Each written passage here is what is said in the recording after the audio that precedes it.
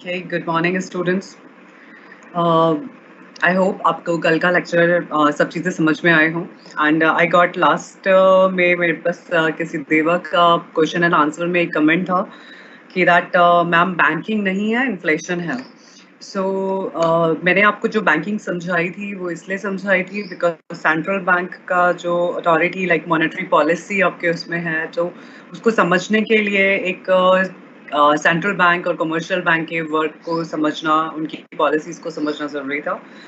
So today I'll share with you this classical and Keynesian macro analysis, like उनका जो theory है classical and macro theory, और inflation भी मैं आज आपका कवर करूँगी. आई होप अगर टाइम मिला तो ISLM also I can look into that because first class नहीं हुई थी. So I just be starting this presentation. Okay, मैंने बहुत इजीली प्रेजेंटेशन बनाई है एंड आई होप आप लोग को कुछ प्रॉब्लम नहीं हो समझने में. तो classical and Keynesian macro analysis. So classical theory क्या था? क्लासिकल हम किनको बोलते हैं, मतलब 1770 से 1836 और 1870 तक मोस्टली जितने भी जो थ्योरिस्ट ये इकोनॉमिस्ट थे तो वो क्लासिकल्स थे. अब हम उस डिबेट में नहीं जाएंगे कि कौन क्लासिकल्स थे कौन न्यू क्लासिकल्स थे. तो देयर वर जो स्पेशली जो डिप्रेशन, द ग्रेट डिप्रेशन से पहले हमारे पास कोई भी नया मॉडल नहीं था. तो जो पुराने क्लासिकल मींस ओल्ड, तो क्लासिकल जो मॉडल है वो कुछ इस चीज़ पे बेस्ड था कि एडम स्मिथ के जैसे उन्होंने बोला था इनविजिबल हैंड की जो इकोनॉमी है, इकोनॉमी में जितनी भी डिसइक्विलिब्रियम होंगी, मतलब कुछ भी प्रॉब्लम आती है वो अपने आप ऑटोमेटिकली सही हो जाएगी. Like invisible hand will be there कि अगर कुछ भी प्रॉब्लम मतलब थोड़ी सी भी डिसइक्विलिब्रियम इकोनॉमी में क्रिएट होती है तो थिंग्स अपने आप they will fall into the place. So classical just a minute.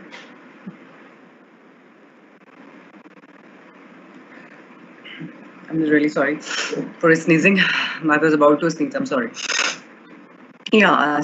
So classical economist जो है एक just standard हमारे पास एक थ्योरी थी पहले बिफोर केन्सियन थ्योरी. सो उसके बाद वो क्या बोलते हैं कि उनकी जो इन्फ्लेशन के बारे में, आउटपुट के बारे में, income, employment, consumption, saving and investment के बारे में उन लोगों ने बोला. उन्होंने बोला कि अगर प्राइसेस बढ़ेंगे, सो प्राइसेस में अगर कोई भी ऊपर नीचे होता है या बहुत ज़्यादा प्राइसेस हाई हो जाते हैं तो ऑटोमेटिकली सिचुएशन ऐसी होगी या रेट ऑफ इंटरेस्ट ऐसा होगा या डिमांड ऐसी होगी कि prices will fall into the place, into the equilibrium. आपको डिमांड एंड सप्लाई कर्व और प्राइसेस का रिलेशन पता होगा आई होप. सो उसी से रिलेटेड कि अगर जैसे आउटपुट बहुत ज़्यादा हो जाता है तो डिमांड भी ऑटोमेटिकली बढ़ जाएगी.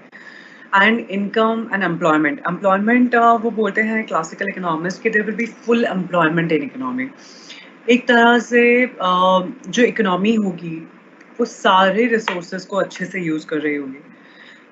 क्लासिकल इकोनॉमिस्ट बोलते हैं कि सारे ऑर्गेनाइजेशंस बहुत अच्छे से वर्क कर रहे हैं, उनका मैनेजमेंट बहुत अच्छा है and even labour is very efficient, so the production will be very efficient and things will be totally normal. कोई प्रॉब्लम नहीं आएगी. अगर शॉर्ट रन में कोई डिसइक्विलिब्रियम क्रिएट होती है तो वो अपने आप सही हो जाएगी. तो classical model was like very optimistic model in that sense कि जो भी कुछ गड़बड़ होगी तो सब अपने आप इनविजिबल हैंड सब सही कर देगा. सो यहाँ पर consumption and saving and investment को लेकर क्लासिकल इकोनॉमिस्ट बोलते थे कि जैसे हमारे पास अगर हमारे पास 100 रुपीज़ हैं and 80 rupees we are consuming and 20 rupees we are saving. So वो जो 20 रुपीज़ हैं वो 20 रुपीज़ ऑटोमेटिकली इन्वेस्टमेंट में कन्वर्ट हो जाएंगे. सो जो सेविंग है मतलब कोई भी मनी जो है वो out of the circulation, out of the transaction नहीं जाएगा. एंड क्लासिकल इकोनॉमिस्ट में ऑब्वियसली सबसे बड़े लाइक एडम स्मिथ जिन्होंने लेज़र-फेयर के बारे में बोला. लेज़र-फेयर इकोनॉमी हम बोलते हैं जो कि फ्री हैंड है, जिसमें फ्री मार्केट है, कोई इंटरफेरेंस नहीं है गवर्नमेंट का. सो कुछ क्लासिकल इकोनॉमिस्ट जैसे Adam Smith, Ricardo, Malthus and says, they were classical economist. उसके बाद में नियो क्लासिकल्स भी आते हैं जैसे मार्शल हैं। सो हम अभी उस डिबेट में नहीं जाएंगे। It's better to focus here की व्हाट क्लासिकल इकोनॉमिक्स है। सो प्राइसेस के बारे में क्लासिकल इकोनॉमिक्स क्या कहते हैं? This is like price adjustments जो है वो कहते हैं price adjust quickly to equilibrate demand and supply. Excess demand in a market cause the price to rise. मतलब जैसे ही बहुत ज्यादा डिमांड आ जाएगी तो अपने आप बहुत ज्यादा प्राइस हो जाएगा, और जो सप्लाई होगी वो भी बहुत ज़्यादा बढ़ जाएगी और वो उनको कम कर देगी प्राइसेस को। अब आपको पहले पता होगा कि जैसे ही डिमांड और प्राइस का आपको रिलेशन पता होगा कि that is inverse relationship, that's why demand curve is like sloping downward. So कि जितना ज़्यादा प्राइस होगा उतनी क्वांटिटी कम डिमांड होगी। तो यहाँ पर जैसे जैसे एक्सेस डिमांड होती जाएगी, बहुत ज़्यादा डिमांड होती जाएगी मार्केट में, तो अपने आप ही प्राइस लाइक बढ़ता जाएगा, अपने आप ही प्राइस बढ़ जाएगा ताकि डिमांड कम हो जाए। तो मतलब जो इक्विलिब्रियम डिस्टर्ब हुई एक्सेस डिमांड से, that will be corrected bye automatically हो जाएगा ये, और प्राइस जो है अपने आप बढ़ जाएंगे और जो है डिमांड कम हो जाएगी एंड एक्सेस सप्लाईज भी जो है प्राइसेस को फॉल कर देगी। मतलब सपोज करो कि हमारे पास ये पेन है, तो ये पेन मार्केट में इसकी डिमांड बढ़ी है और इसकी डिमांड की वजह से इसका जो प्राइस सपोज करो 10 रुपीज़ है, एंड देन बहुत सारी सप्लाई हो गई इसकी। तो सप्लाई जो है, जब जब भी पेन ज़्यादा हो गए, बहुत सारे जितने हमें, मान लो हमें 5 की डिमांड थी पर 10 पेन बन गए, तो वो प्राइसेस अपने आप लो हो जाएंगे। सो उस तरह से एक जो डिसइक्विलिब्रियम है वो अपने आप ही इक्विलिब्रियम में कन्वर्ट हो जाएगी। तो general equilibrium prevails as demand equals supply simultaneously in all markets. तो ये मार्केट सिंपल कमोडिटी मार्केट में नहीं होगा, सर्विसेज मार्केट में नहीं होगा, मतलब हर जगह कहीं पर भी प्राइसेस ऐसे बढ़ते हैं वो अपने आप सही हो जाएंगे। एंड मतलब मेजर जो एजम्पशन है, एक्चुअली क्लासिकल जो थ्योरी है वो एजम्पशंस पे डिपेंड है। There are lots of assumptions about that. अब क्लासिकल थ्योरी बोलती है, this is very important assumption, कि there will be full employment.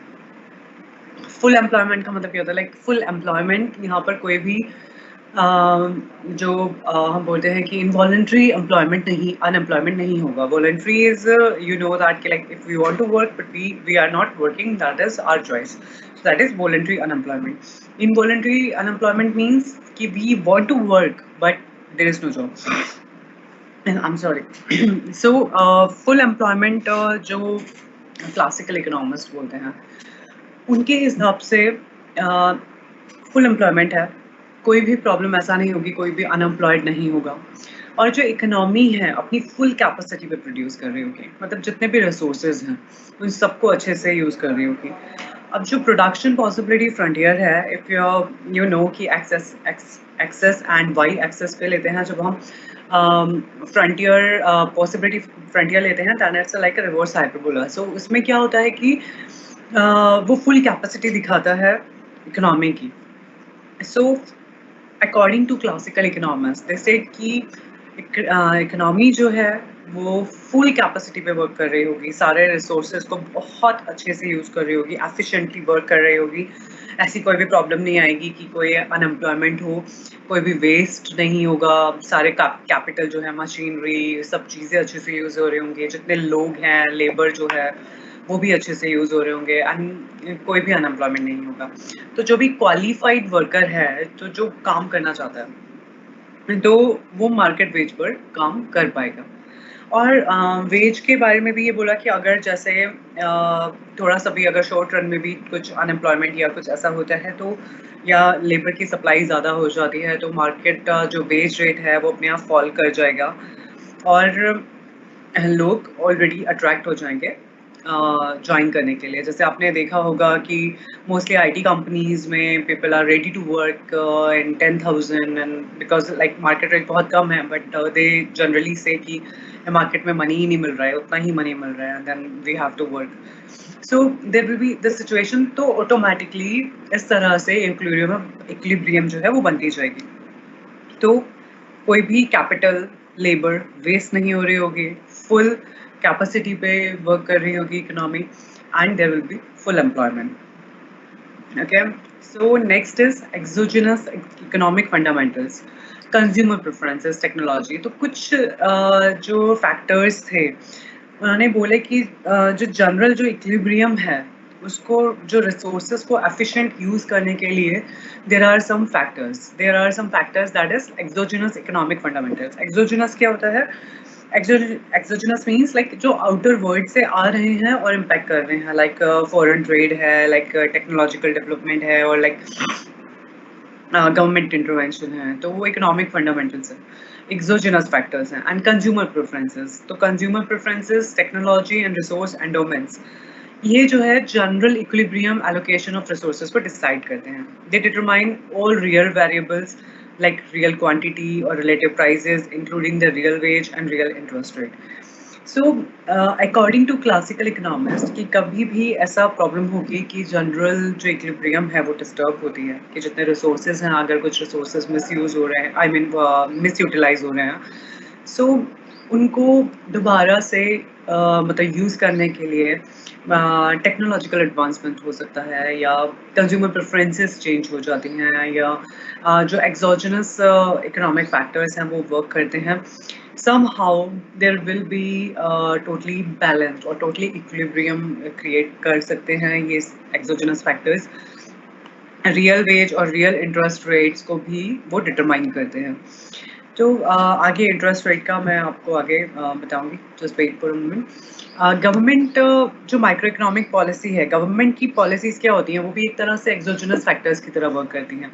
पर जो क्लासिकल इकोनॉमिस्ट हैं, they don't believe in any government interference, they just say that is a like exogenous factors. So वो exogenous हैं, outer में हैं। सो अभी जब मैं केन्स पे जाऊंगी, केन्स थ्योरी पे जाऊंगी, सो आई टेल यू कि केन्स ने किस तरह से गवर्नमेंट इंटरवेंशन को इम्पोर्टेंट होना है। So यहाँ पर changes in what it's taxed or in average and marginal tax rates have real effects. Decisions to spend more on the military and less on highways, तो हमेशा गवर्नमेंट डिसाइड करती है क्या टैक्स होगा क्या नहीं होगा। सो ये जो पॉलिसीज हैं, दिस विल अगर थोड़ा सा भी एक्सोजेनस फैक्टर्स वहाँ पर डिस्टर्ब करते हैं इक्विलिब्रियम को, even that will be corrected themselves. So अब आता है न्यूट्रलिटी ऑफ मनी। मतलब ये भी क्लासिकल इकोनॉमिस्ट का after like full employment and neutrality जो मनी को उन्होंने माना, ये भी बहुत बड़ा असम्पशन है उनका। वो बोलते हैं कि मनी इज़ न्यूट्रल। मनी जो है, मनी का कोई और वर्क नहीं है। मतलब मनी जो है सिंपल ट्रांजैक्शन पर्पस के लिए, लाइक जो फर्स्ट पर्पस है, जैसे मैंने कल आपने अगर क्लास अटेंड की होगी तो I told about the 3 motives of money, that is transaction, and second is precautionary, and third is speculative. So यहाँ पर जो classical economists हैं, they just talk about transaction purpose. They don't talk about like speculative, and they don't talk about precautionary motives. So neutrality of money वो consider करते हैं। और foreign sector के बारे में, फॉरेन सेक्टर भी मतलब एक एक्सोजेनस फैक्टर है। अगर एक्सचेंज रेट जो होगा वर्ल्ड प्राइसेस में, तो उसके भी जो रियल इफेक्ट जो देखे जाते हैं कि अगर उससे भी थोड़ा सा डिस्टर्ब होती है इकोनॉमी, तभी वो ऑटोमेटिकली करेक्ट हो जाएगी। Yeah, money is neutral. Money has no effect on real variables. Like money serves only to set the overall price level. और जो भी मतलब मनी का जो वर्क है वो सिंपल प्राइस लेवल को डिसाइड करना है। Doubling the money supply doubles the price level. तो जैसे ही मनी सप्लाई बढ़ा दी जाएगी, अब मनी सप्लाई कौन बढ़ाता है? कल मैंने आपको बताया था कि central bank has a work. So money supply जो होती है, अगर हम डबल कर देंगे तो प्राइसेस लेवल डबल हो जाएगा। And real business cycle theory. Real business cycle theory explains the business cycle via the classical model. And exogenous change in economic fundamentals changes the general equilibrium. मतलब थोड़ा सा भी ये जो exogenous factors मैंने बताए, उनमें जो impact है उनका, अगर थोड़ा सा भी create हुआ general equilibrium में, allocation of resources में, तो change आएगा equilibrium. Equilibrium जो पहले थी वो नहीं रहेगी और दूसरी इक्विलिब्रियम अपने आप सेट हो जाएगी। तो इक्विलिब्रियम क्या होती है? डिमांड एंड सप्लाई का इंटरसेक्शन। ओके, सो पहले अगर सपोज कर रहे हैं कि अगर गवर्नमेंट के इंटरवेंशन से, या गवर्नमेंट माइक्रो पॉलिसी जो है, या फॉरेन इन्वेस्टमेंट है, या फॉरेन एक्सचेंज रेट्स प्राइसेस जो हैं, वो उनमें कुछ डिफरेंस आता है, और जो पहले इक्विलिब्रियम थी वो इक्विलिब्रियम शिफ्ट हो जाती है। बट क्लासिकल इकोनॉमिस्ट का मानना है कि अपने आप ऐसा एलोकेशन ऑफ रिसोर्सेज होंगे और अपने आप ही सब चीज़ें दूसरी इक्विलिब्रियम पर पहुंच जाएंगी। सप्लाई को लेकर क्लासिकल इकोनॉमिस्ट ये भी एक बहुत बड़ा एजम्पशन है। एक इकोनॉमिस्ट हैं, उनका नेम से बैप्टिस्ट से। सो ही सेड कि सप्लाई जो है, supply creates its own demand. मतलब अगर मार्केट में कुछ भी सप्लाई करो तो उसकी जो डिमांड है वो अपने आप क्रिएट हो जाएगी। Means if you'll be creating like 10 or 20 pen and then obviously 20 उनकी डिमांड आ जाएगी, अपने आप जनरेट हो जाएगी। The classical model focuses on supply in the sense that the economy produces with full employment of capital and labor, and supply creates its own demand because सारे के सारे factors full resources पे work कर रहे हैं। देखिए आप जब भी, बिकॉज ये थ्योरीज समझने के लिए हैं, some theories are not practical, but we should know कि how it change this economic और economic theories journey.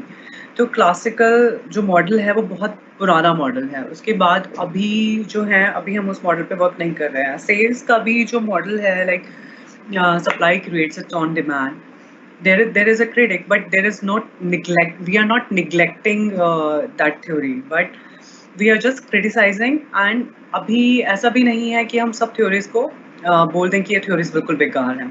So we should know कि एक कोर्स क्या रहता है इकोनॉमिक थ्योरीज का, कहाँ से जनरेट हुई हैं, पहली थ्योरीज में क्या प्रॉब्लम थी, अब की थ्योरीज में क्या चीज़ें हैं। सो क्लासिकल एंड केन्स का जो ये पढ़ाने का जो इम्पोर्टेंस है वो ये है कि आप लोग जानें कि किस तरह से पहले इकोनॉमिस्ट सोच रहे थे, क्या प्रॉब्लम्स आई, and then why there was a need of new theories. अब सप्लाई शॉक्स के बारे में जब बात करते हैं कि it refers to exogenous changes in economic fundamentals. Like अगर कुछ भी सप्लाई शॉक आता है तो सप्लाई शॉक कुछ भी आया, जैसे बहुत ज़्यादा सप्लाई हुई तो उसकी अपने आप ही डिमांड क्रिएट कर दी जाएगी और फिर ऑटोमेटिकली कैपिटल और लेबर को एम्प्लॉय किया जाएगा। There will be full employment and demand will be generated. अब जिस तरह से अगर ऐसा होता है कि there will be full demand और हम सब लेबर को वर्क दे रहे हैं, then obviously we are giving, we are paying them also, like wages हम दे रहे हैं तो उनके पास भी मनी आ रहा है, तो उनके पास मनी आ रहा है। अब जिसके पास मनी आ रहा है तो फिर डिमांड भी जनरेट हो रही है ऑटोमेटिकली। तो फुल एम्प्लॉयमेंट लेवल पर हर लेबर को एम्प्लॉयमेंट दिया जाएगा, जो उनको पेमेंट दी जाएगी, वेजेस दिए जाएंगे, उसके थ्रू ऑलरेडी डिमांड क्रिएट हो जाएगी जो भी सप्लाई मार्केट में अवेलेबल है। तो एक तरह से सेज बोलते हैं कि हम सारे कैपिटल और सारे लेबर को सप्लाई क्रिएट करने में, लाइक प्रोडक्शन करने में लगाते हैं, and that will automatically lead to raise in demand. Okay, so now is efficient allocation of resources. अब जो classical economist वो बोलते हैं कि there will be efficient allocation of resources. मतलब कुछ भी ऐसा नहीं होगा कि कैपिटल ज़्यादा यूज हो रहा है, लेबर कम यूज हो रही है, या नेचुरल रिसोर्सेज को भी अच्छे से यूटिलाइज किया जा रहा है, लैंड को भी अच्छे से यूटिलाइज किया जा रहा है, जितने फैक्टर्स ऑफ प्रोडक्शन है मतलब सब एफिशिएंटली यूज हो रहे हैं, कोई भी वेस्ट नहीं हो रहा है। जो मशीनरीज वेस्ट नहीं हो रही हैं, जैसे पहले ही बात किया कि फुल एम्प्लॉयमेंट है तो लेबर भी जो उनकी स्किल्स है वो वेस्ट नहीं हो रही है। सो दिस जो ये एफिशिएंट एलोकेशन है, this we call as Pareto optimal. Pareto optimal या पैरेटो एफिशिएंट क्या होता है कि किसी को भी मतलब हम ज़्यादा अच्छा नहीं कर सकते without making someone else worse off. तो मतलब पूरी situation, no one can be made better off without making someone else worse off. अगर उसमें कुछ भी चेंज किया जाएगा पैरेटो एफिशिएंट सिचुएशन में, तो अगर किसी एक को हम फायदा पहुंचाना चाह रहे हैं तो दूसरे को नुकसान होगा। सो जो क्लासिकल इकोनॉमिस्ट हैं वो मानते हैं कि जो इकोनॉमी है वो ऑलरेडी पैरेटो एफिशिएंट पे आ जाती है, अपने आप ही इक्विलिब्रियम बना लेती है, उसमें जरा सा छेड़छाड़ किसी को like someone else will be worse off. अब मैक्रोइकोनॉमिक पॉलिसीज का यही, since the allocation of resources is efficient, there is no role for counter cyclical fiscal और monetary policy by the government. अब देखिए, आगे जो मैं बात कर रही आगे मैं केन्स थ्योरी की बात करूँगी। केन्स थ्योरी में मैंने आपको कल ऑलरेडी सेंट्रल बैंक की पॉलिसीज बताई थी, सेंट्रल बैंक किस तरह से मनी सप्लाई को कंट्रोल करता है। तो वो मॉनेटरी पॉलिसीज के टूल्स थे। फिस्कल पॉलिसी क्या होती है? Fiscal policies taxation and generate, like जो पब्लिक रेवेन्यू जनरेट करने के लिए फिस्कल पॉलिसी मतलब टैक्सेशंस को इम्प्लीमेंट करती है। तो और मॉनेटरी पॉलिसीज के थ्रू वो मनी को कंट्रोल करती है या रिलीज करती है गवर्नमेंट। तो since the allocation of resources efficient, यहाँ पर क्लासिकल इकोनॉमिस्ट मानते हैं there will be no interference from government side.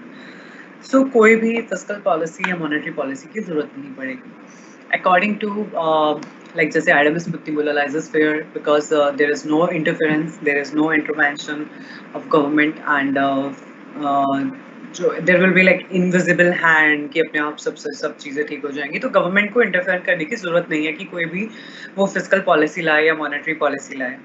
जो पहले जो क्लासिकल इकोनॉमिस्ट थे उनका मानना ये था, using fiscal policy to expand employment and production is inefficient and wasteful. वो बोलते हैं कि टैक्सेशन या इन्वेस्ट करने का जो गवर्नमेंट का वो है वो बिल्कुल वेस्ट है एम्प्लॉयमेंट क्रिएट करने के लिए। अब monetary policy has no real effect. उनके हिसाब से, क्लासिकल इकोनॉमिस्ट के हिसाब से मॉनेटरी पॉलिसीज भी कुछ भी फ़ायदा नहीं करती थी। सो उनका मानना था कि जितनी भी जिस तरह से भी चल रही है, we should just observe the economy. सारी चीज़ें एफिशिएंटली चल रही हैं, सब चीज़ें एफिशिएंटली मैनेज हो रही हैं, तो जस्ट ऊपर से ऑब्जर्व करने की ज़रूरत है इकोनॉमी को, without interfering it through monetary policy or fiscal policy. So appropriate government microeconomic policy is useful to provide public goods in an optimum way to elevate poverty. अगर कुछ भी फिर ऐसा होता है कि मतलब जो भी अगर मॉनेटरी पॉलिसी आती है वो सिंपल इन्फ्लेशन को कंट्रोल कर सकती है, पर ऐसा नहीं है कि वो इकोनॉमी को एफिशिएंट बना दे या इकोनॉमी को इक्विलिब्रियम पर ले आए, ऐसा नहीं हो पाएगा। और जो गवर्नमेंट माइक्रो इकोनॉमिक पॉलिसीज़ हैं वो सिंपल पब्लिक गुड बनाने में, जस्ट लाइक पार्क, हॉस्पिटल्स और वो सब बनाने में हेल्प कर सकती हैं, but just to elevate the poverty. It's not कि वो इकोनॉमी में कुछ इफेक्ट डालेंगी। So again back to just revision, like assumptions क्या है क्लासिकल मॉडल की कि pure competition exist. Pure competition means lots of buyers, lots of sellers. So, and everybody has a knowledge of the market. So, classical theory का मानना है कि pure competition होता है, wages और prices flexible होते हैं, जैसे ही demand and supply change होगी, they will change themselves, and equilibrium will be maintained. Or self-interest, people don't have money illusion, they understand like nominal versus real value. मतलब self interest में अगर उनके पास money है तो they will not be believing in the saving of the money, और about they will not be taking care of any future money, कि आज का वो कंजम्पशन अपना कर्व करके कल मनी को यूज़ करें, ऐसा उनका कुछ वो नहीं होगा। तो they will not be illusion with that nominal versus real value कि आज इतना मनी है, अगर इन्वेस्ट करेंगे तो रेट ऑफ इंटरेस्ट मिलेगा, फ्यूचर मनी इतना मिलेगा, तो they don't believe in that. Problems in economy are temporary and will correct themselves. तो जैसे कि मैंने बताया कि दे थिंक कि सब चीज़ें ऊपर से ऑब्जर्व करो, बाकी सब अपने आप ठीक हो जाएगा। So there should not be any interference. So economy में जितनी भी प्रॉब्लम्स आएंगी वो शॉर्ट टर्म होंगी और अपने आप प्रॉब्लम्स सॉल्व हो जाएंगी। आई एम रियली सॉरी। अब नाउ क्लासिकल मॉडल का आप जो डायग्राम्स हैं, आई एम सॉरी मैं इनको ज़्यादा बड़ा नहीं कर पाया, आई hope you can see. Real GDP is supply determined, तो और the equilibrium prices fluctuates at the end curve shifts. अब आप लेफ्ट साइड पे जो कर्व देख रहे होंगे वहाँ पे हमने एक्स एक्सेस पे जो रखा है इनकम रखी है, वाई एक्सेस पे प्राइसेस रखे हैं। तो अगर कुछ भी ऐसा होता है कि सप्लाई में या इसमें कुछ चेंज आता है, डिमांड में कुछ चेंज होता है तो प्राइसेस जो हैं वो ऑटोमेटिकली अपने आप को बढ़ा लेंगे। तो हम राइट साइड पे देख रहे हैं कि यहाँ पर जैसे ही उसमें कर्व में शिफ्ट हुआ, यहाँ राइट वाले उसमें कर्व में अपने आप प्राइसेस जो बढ़ गए। एंड तो यहाँ पर आप इसको क्लिक कर सकते हैं। तो यहाँ पर एग्रीगेट डिमांड का है कि एग्रीगेट डिमांड जो है वो एक तरह से उसमें अगर शिफ्ट आता है तो वो डिसइक्विलिब्रियम क्रिएट करती है। पर अगर डिसइक्विलिब्रियम ज़्यादा ही जैसे डिमांड बढ़ जाएगी किसी वजह से, जैसे कंज्यूमर चॉइसेस होती हैं या कंज्यूमर प्रेफरेंसेस बढ़ गई, उसकी वजह से डिमांड बढ़ गई, तो प्राइसेस अपने आप ज़्यादा हो जाएंगे। एंड प्राइसेस जैसे ही ज़्यादा होंगे उन तो क्वांटिटी जो डिमांड है वो अपने आप कम हो जाएगी। तो जो पहली जो इक्विलिब्रियम थी वो रिस्टोर हो जाएगी। Okay, so you can click it and zoom it, I think, on your screen, on your phone screen. JB says low, Jean Baptiste says low. जैसे मैंने पहले ही बताया कि supply creates its own demand. Producing goods generates the demand to purchase other goods. Like अगर एक good खरीद रहे हैं तो वो अपने आप ही दूसरे गुड की डिमांड को जनरेट कर देगा। इसका क्या मतलब है? सपोज अगर मैं पेन खरीद रही हूँ तो पेन खरीदने के लिए कोई लेबर लगी हुई है, और अगर मैं ये खरीद रही हूँ तो ऑब्वियसली ये जो मनी है जो पेन को प्रोड्यूस करने में, मतलब मैं खरीदने में जा रहे हैं, इसकी जो डिमांड है, तो लेबर जो लगी हुई है उनको भी मनी मिल रहा है, बट उनको कुछ और चाहिए, तो वो जो अपना मनी है वो कहीं और स्पेंड करेंगे कुछ और खरीदने में। तो like producing goods generates the demand to purchase other goods. तो मैं यहाँ पर पेन प्रोड्यूस हो रहा है, इसकी वजह से दूसरी चीज़ प्रोड्यूस हो रही है कोई, क्योंकि इसके जो मनी है वो लेबर को मिल रहे हैं, लेबर कुछ और डिमांड जनरेट कर रही है। सो JBC के अकॉर्डिंग सप्लाई जो है अपने आप ही अपनी डिमांड को बना लेगी। जितना भी आउटपुट होगा, जितना भी प्रोडक्शन होगा, उसके लिए ऑलरेडी अपने आप ही डिमांड जनरेट हो जाएगी। And desired expenditures equal actual expenditures. तो मतलब जितना हम खर्च करना चाह रहे हैं हम एक्चुअल में खर्च कर रहे हैं। सो JBC का ये कहना था कि हमारे पास जितना मनी है we are actually spending in consumption. So अपना लीकेज इन सेविंग, तो मैंने पहले ही बताया कि जैसे क्लासिकल इकोनॉमिस्ट बोलते हैं कि जो सेविंग की वजह से ऐसा नहीं होगा कि ज़्यादा सेविंग होगा, वो अपने आप ही इन्वेस्टमेंट में आ जाएगा, कन्वर्ट हो जाएगा मनी। जैसे मैंने एग्जांपल दिया था कि 100 रुपीज़ है, अगर मैं 80 rupees I am using in consumption, so जो 20 रुपीज़ है I am saving, but 20 rupees will be automatically turn into the investment. So उससे क्या होगा, वो हमेशा उसमें रहेगा, मतलब एक तरह से सर्कुलेशन में रहेगा जो सेविंग है। So when people save money there is a leakage in the circular flow. People जब अगर सेव करते हैं, अगर वो जो 20 रुपीज़ जैसे मैंने अगर सेव कर दिए तो वो ऑब्वियसली एक फ्लो में तो नहीं रहेंगे, and planned consumption can fall short of real GDP। तो जो प्लान्ड कंजम्पशन है वो एक तरह से शॉर्ट हो जाएगा। Classical economy argue about that dollar save match by the business investment. तो मतलब जैसे क्लासिकल इकोनॉमिस्ट बोल रहे हैं वो जो 20 रुपीज़ हैं जो मैं सेविंग में कर रही हूँ, तो वो रियल GDP में अकाउंट नहीं हो रहे हैं, क्योंकि वो रियल GDP को बढ़ाने में हेल्प नहीं कर रहे हैं, एंड उस वजह से वो सर्कुलर फ्लो से बाहर हो जाते हैं। बट उनका क्लासिकल इकोनॉमिस्ट का मानना है कि ये लीकेज इन सेविंग नहीं होगी और ये अपने आप ही इन्वेस्टमेंट में बदल जाएगी।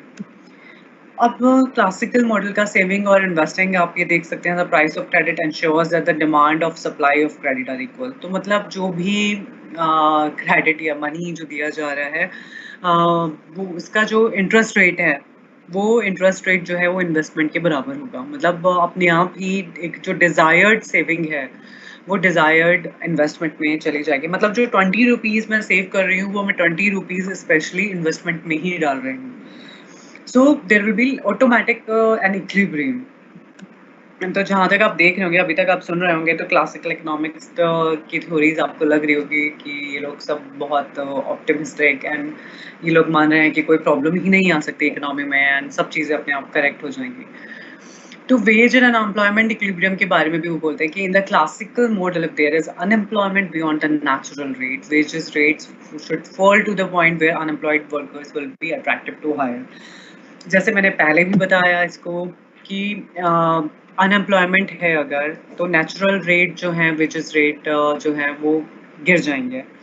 तो जैसे आईटी का मैंने एग्जांपल दिया कि लोग थोड़े से मनी में भी काम करने के लिए रेडी हो जाते हैं, तो wage rates like should fall to the point कि जहाँ पर अनएम्प्लॉयड वर्कर्स सोचेंगे कि okay we are not getting this much of money but we are getting this much of money, at least we should go for it. मैं अभी example दूंगी इस चीज़ का, बट मतलब वो एग्जांपल एग्जैक्टली क्लासिकल इकोनॉमिक्स से नहीं है, but the situation is there. अभी राइट नाउ अनएम्प्लॉयमेंट है मार्केट में बहुत ज़्यादा, तो ऑब्वियसली लोग पहले जितना डिमांड कर रहे थे मनी को कि उनको इतना पे मिलेगा, now they are expecting actually less from the market कि इतने ही मनी में हो जाएगा। तो एक तरह से wages rate should fall to the point कि अनएम्प्लॉयमेंट जो वर्कर्स हैं वो खुद सोचेंगे कि हाँ इतने मनी में काम कर लेता हूँ, तो वेज रेट जो गिरेगा और वर्कर्स को फोर्स में जोड़ देगा। तो therefore in the classical model people will not be unemployed for very long.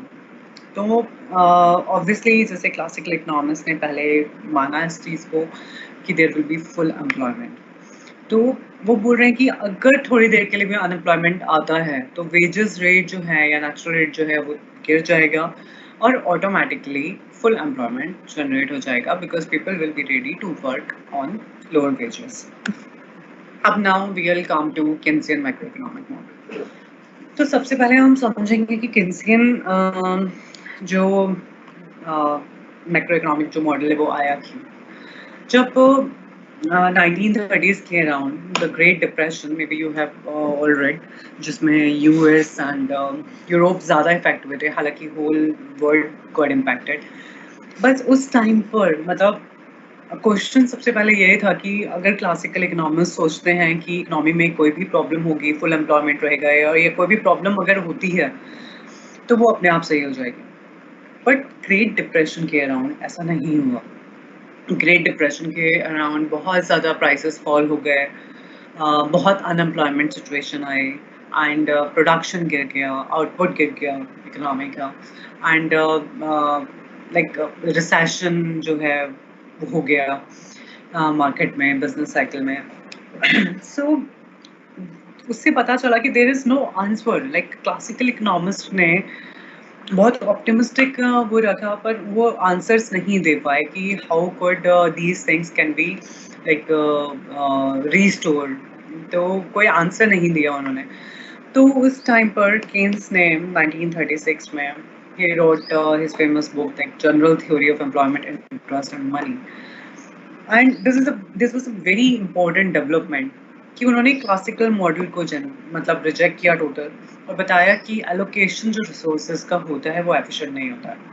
Well like with much idle capital and labour, हमारे पास कभी कभी मशीनरी भी आइडल पड़ी होती हैं and we have labour also which are idle, like unemployed people, you know, they are skilled, they can work, but they are not getting the employment. So obviously एक जो economy है in real, in a natural world, you know, it doesn't work on efficiency of resources. मतलब इतना allocation जो है resources का इतना अच्छे से नहीं हो पाता।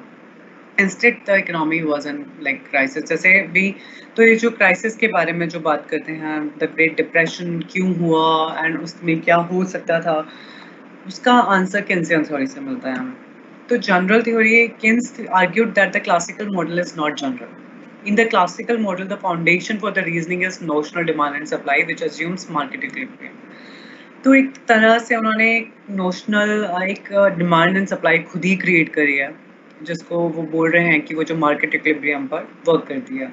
Keynes argued that this theory was more general by allowing for the possibility of disequilibrium. मतलब केन्स ने बोला कि क्लासिकल इकोनॉमिस्ट बहुत जनरली जो है उसको देख रहे थे, उन्होंने डीप नहीं देखा उसको, और एक तरह से वो अलाउ भी कर रहे थे कि डिसइक्विलिब्रियम अपने आप ही हो और शॉर्ट रन में हो और वो अपने आप ठीक हो जाएगी, उनका मानना था। तो because there was no interference from outside, no government interference, तो एक तरह से जितनी भी डिसइक्विलिब्रियम क्रिएट होगी, तो बिकॉज क्लासिकल इकोनॉमिस्ट ने ये नहीं कहा कि डिसइक्विलिब्रियम नहीं होगी, डिसइक्विलिब्रियम होगी, शॉर्ट रन के लिए होगी, पर वो अपने आप करेक्ट हो जाएगी। तो यहाँ पर केन्स का मानना था कि actually classical economist are allowing, ये जो क्लासिकल थ्योरी है वो अलाउ कर रही है डिसइक्विलिब्रियम को। So effective demand and supply govern behaviour. Effective demand के बारे में जो कि बात किया केन्स ने, और इफेक्टिव डिमांड क्या होती है, it is not a normal demand.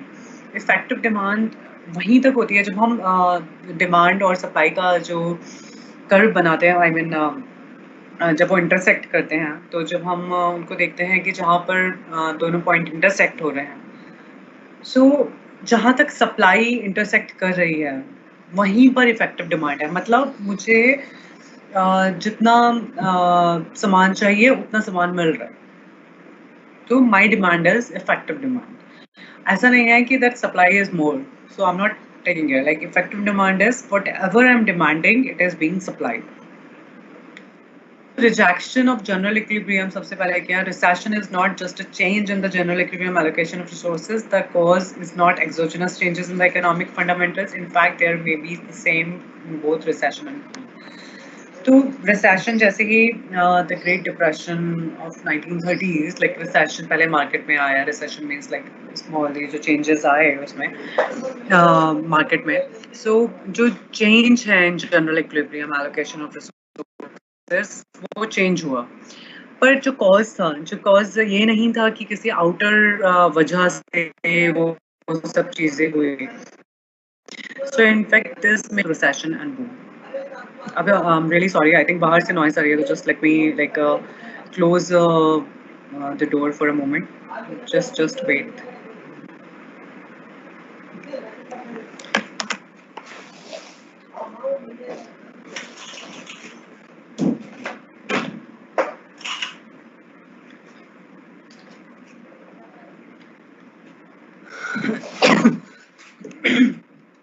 I'm really sorry. Exogenous factor, as I was talking about. So exogenous factor, even I cannot control. So I was talking about this. Rejection of general equilibrium. तो ने बोला कि जो economy में जो fundamentals जो change आएगा, that will not be just by exogenous changes. So recession और बूम में दोनों में ही इक्विलिब्रियम चेंज हो सकती है। एग्रीगेट डिमांड के बारे में हम बात करते हैं कि केन्स ने introduce the concept of aggregate demand, the overall demand for goods and services in the economy. मतलब एक तरह से टोटल डिमांड के बारे में उसने बात की कि deficient aggregate demand is the cause of recession. देखो, जब आप देखते होगे, हम हमेशा recession is like general terms में हम बोलते हैं कि मंदी आ गई है, बिजनेस साइकिल की टर्म्स में वी से दैट की मंदी आ गई है। सो मंदी में क्या होता है कि there is no demand, because लोगों के पास मनी ही नहीं है इतना कि दे विल लाइक ज़्यादा शॉपिंग नहीं होती है उस टाइम पे, ज़्यादा रेस्टोरेंट्स में लोग नहीं जाते हैं। तो मतलब एक तरह से जो मार्केट है वो स्लो हो जाता है और मार्केट में उतना मनी नहीं फ्लो कर रहा होता है जितना करना चाहिए। तो जो रिसेशन का जो कोज होता है वो जो केन्स ने बोला कि that was deficient aggregate demand. मतलब एग्रीगेट डिमांड में होता है जो टोटल डिमांड है उसमें कमी आ जाती है, और that is a cause of recession, that is मंदी। तो प्रोडक्शन जो है adjust to demand, there is no reason to produce what can not be sold. So वहाँ पर जो सेल्स का जो सप्लाई क्रिएट्स ऑन डिमांड है वहाँ पे कैंसिल होती है। वो बोलते हैं कि केन्स बोलते हैं कि ज़्यादा प्रोड्यूस करने से कुछ नहीं होगा, ज़्यादा प्रोड्यूस करोगे तो that can not be sold because people don't have demand for it and जब उनके पास मनी ही नहीं है तो how can they purchase things, they can demand things. And when there is a deficiency in aggregate demand, so excess supply और good और labour की कुछ नहीं करेगी। सो वो प्रोड्यूस मत करो जो सॉल्व नहीं किया जा सकता। और ये टोटली अपोजिट है सेल्स का कि supply creates it's on demand, जो कि वो बोलते हैं कि इतना प्रोड्यूस करो अपने आप खरीद लिया जाएगा। लाइक अगर ये पैन प्रोड्यूस किया जा रहा है तो लेबर को मनी मिलेगा, लेबर कुछ और डिमांड करेगी तो वो चीज़ भी जो दूसरी चीज़ है उसकी भी डिमांड आ जाएगी ऑटोमेटिक। पर यहाँ पर केन्स बिल्कुल अपोजिट बोलते हैं। So there is excess supply of goods and labor as the economy produces inside the production possibility frontier. तो जो production possibility frontier की जो बात थी, production possibility frontier, अगर मैं just आपको like I hope you can just see this कि ये जो प्रोडक्शन पॉसिबिलिटी कर्व है, मतलब एफिशिएंसी जो है इकोनॉमी की, ये पूरी इकोनॉमी पहले क्लासिकल इकोनॉमिक्स के अराउंड को यहाँ पर वर्क करती थी, लाइक सारे के सारे रिसोर्सेज यूज हो रहे हैं, पर किन्स बोलता है कि economy will be producing somewhere here, like inside the curve. So inside the curve means there will be excess supply of goods and labour, मतलब लेबर भी ज़्यादा होंगे, कमोडिटीज़ भी ज़्यादा होंगी, पर प्रोडक्शन पॉसिबिलिटी फ्रंटियर के अंदर वर्क कर रही है. तो जो ये जो मैंने आपको ये बताया दिस, ये प्रोडक्शन पॉसिबिलिटी कर्व मतलब फुल एफिशिएंसी की इकोनॉमी फुल एफिशिएंसी पे वर्क कर रही है, इससे बाहर नहीं वर्क करेगी. It's like this is full, अगर यहाँ पर वर्क कर रही है, यहाँ पर वर्क कर रही है, तो फुल एफिशिएंसी पे वर्क कर रही है.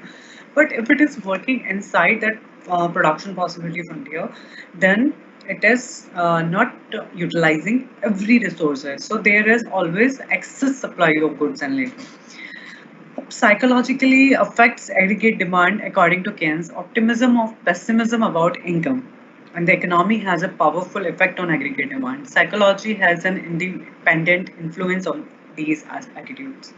देखो यहाँ पर केन्स ने मतलब इतना इम्पोर्टेंट ये फैक्टर यहाँ पर ऐड किया, because classical economists they actually totally neglected this factor, कि इसको एक साइकोलॉजी भी प्ले करती है कि बिकॉज उन लोगों ने रियल मनी और एक्चुअल मनी को सेम माना था. यहाँ पर किन्स का कहना है कि किन्स एग्रीगेट जो मनी की जो की ऑप्टिमिज्म है मनी को लेके, कि अगर मनी को सेव किया जाए, एफडी कराई जाए तो इंटरेस्ट रेट मिलेगा, और जो मतलब एक तरह से स्पेकुलेटिव डिमांड जो होती है, अगर मैं इन्वेस्ट करूंगा तो मुझे इतना फायदा होगा.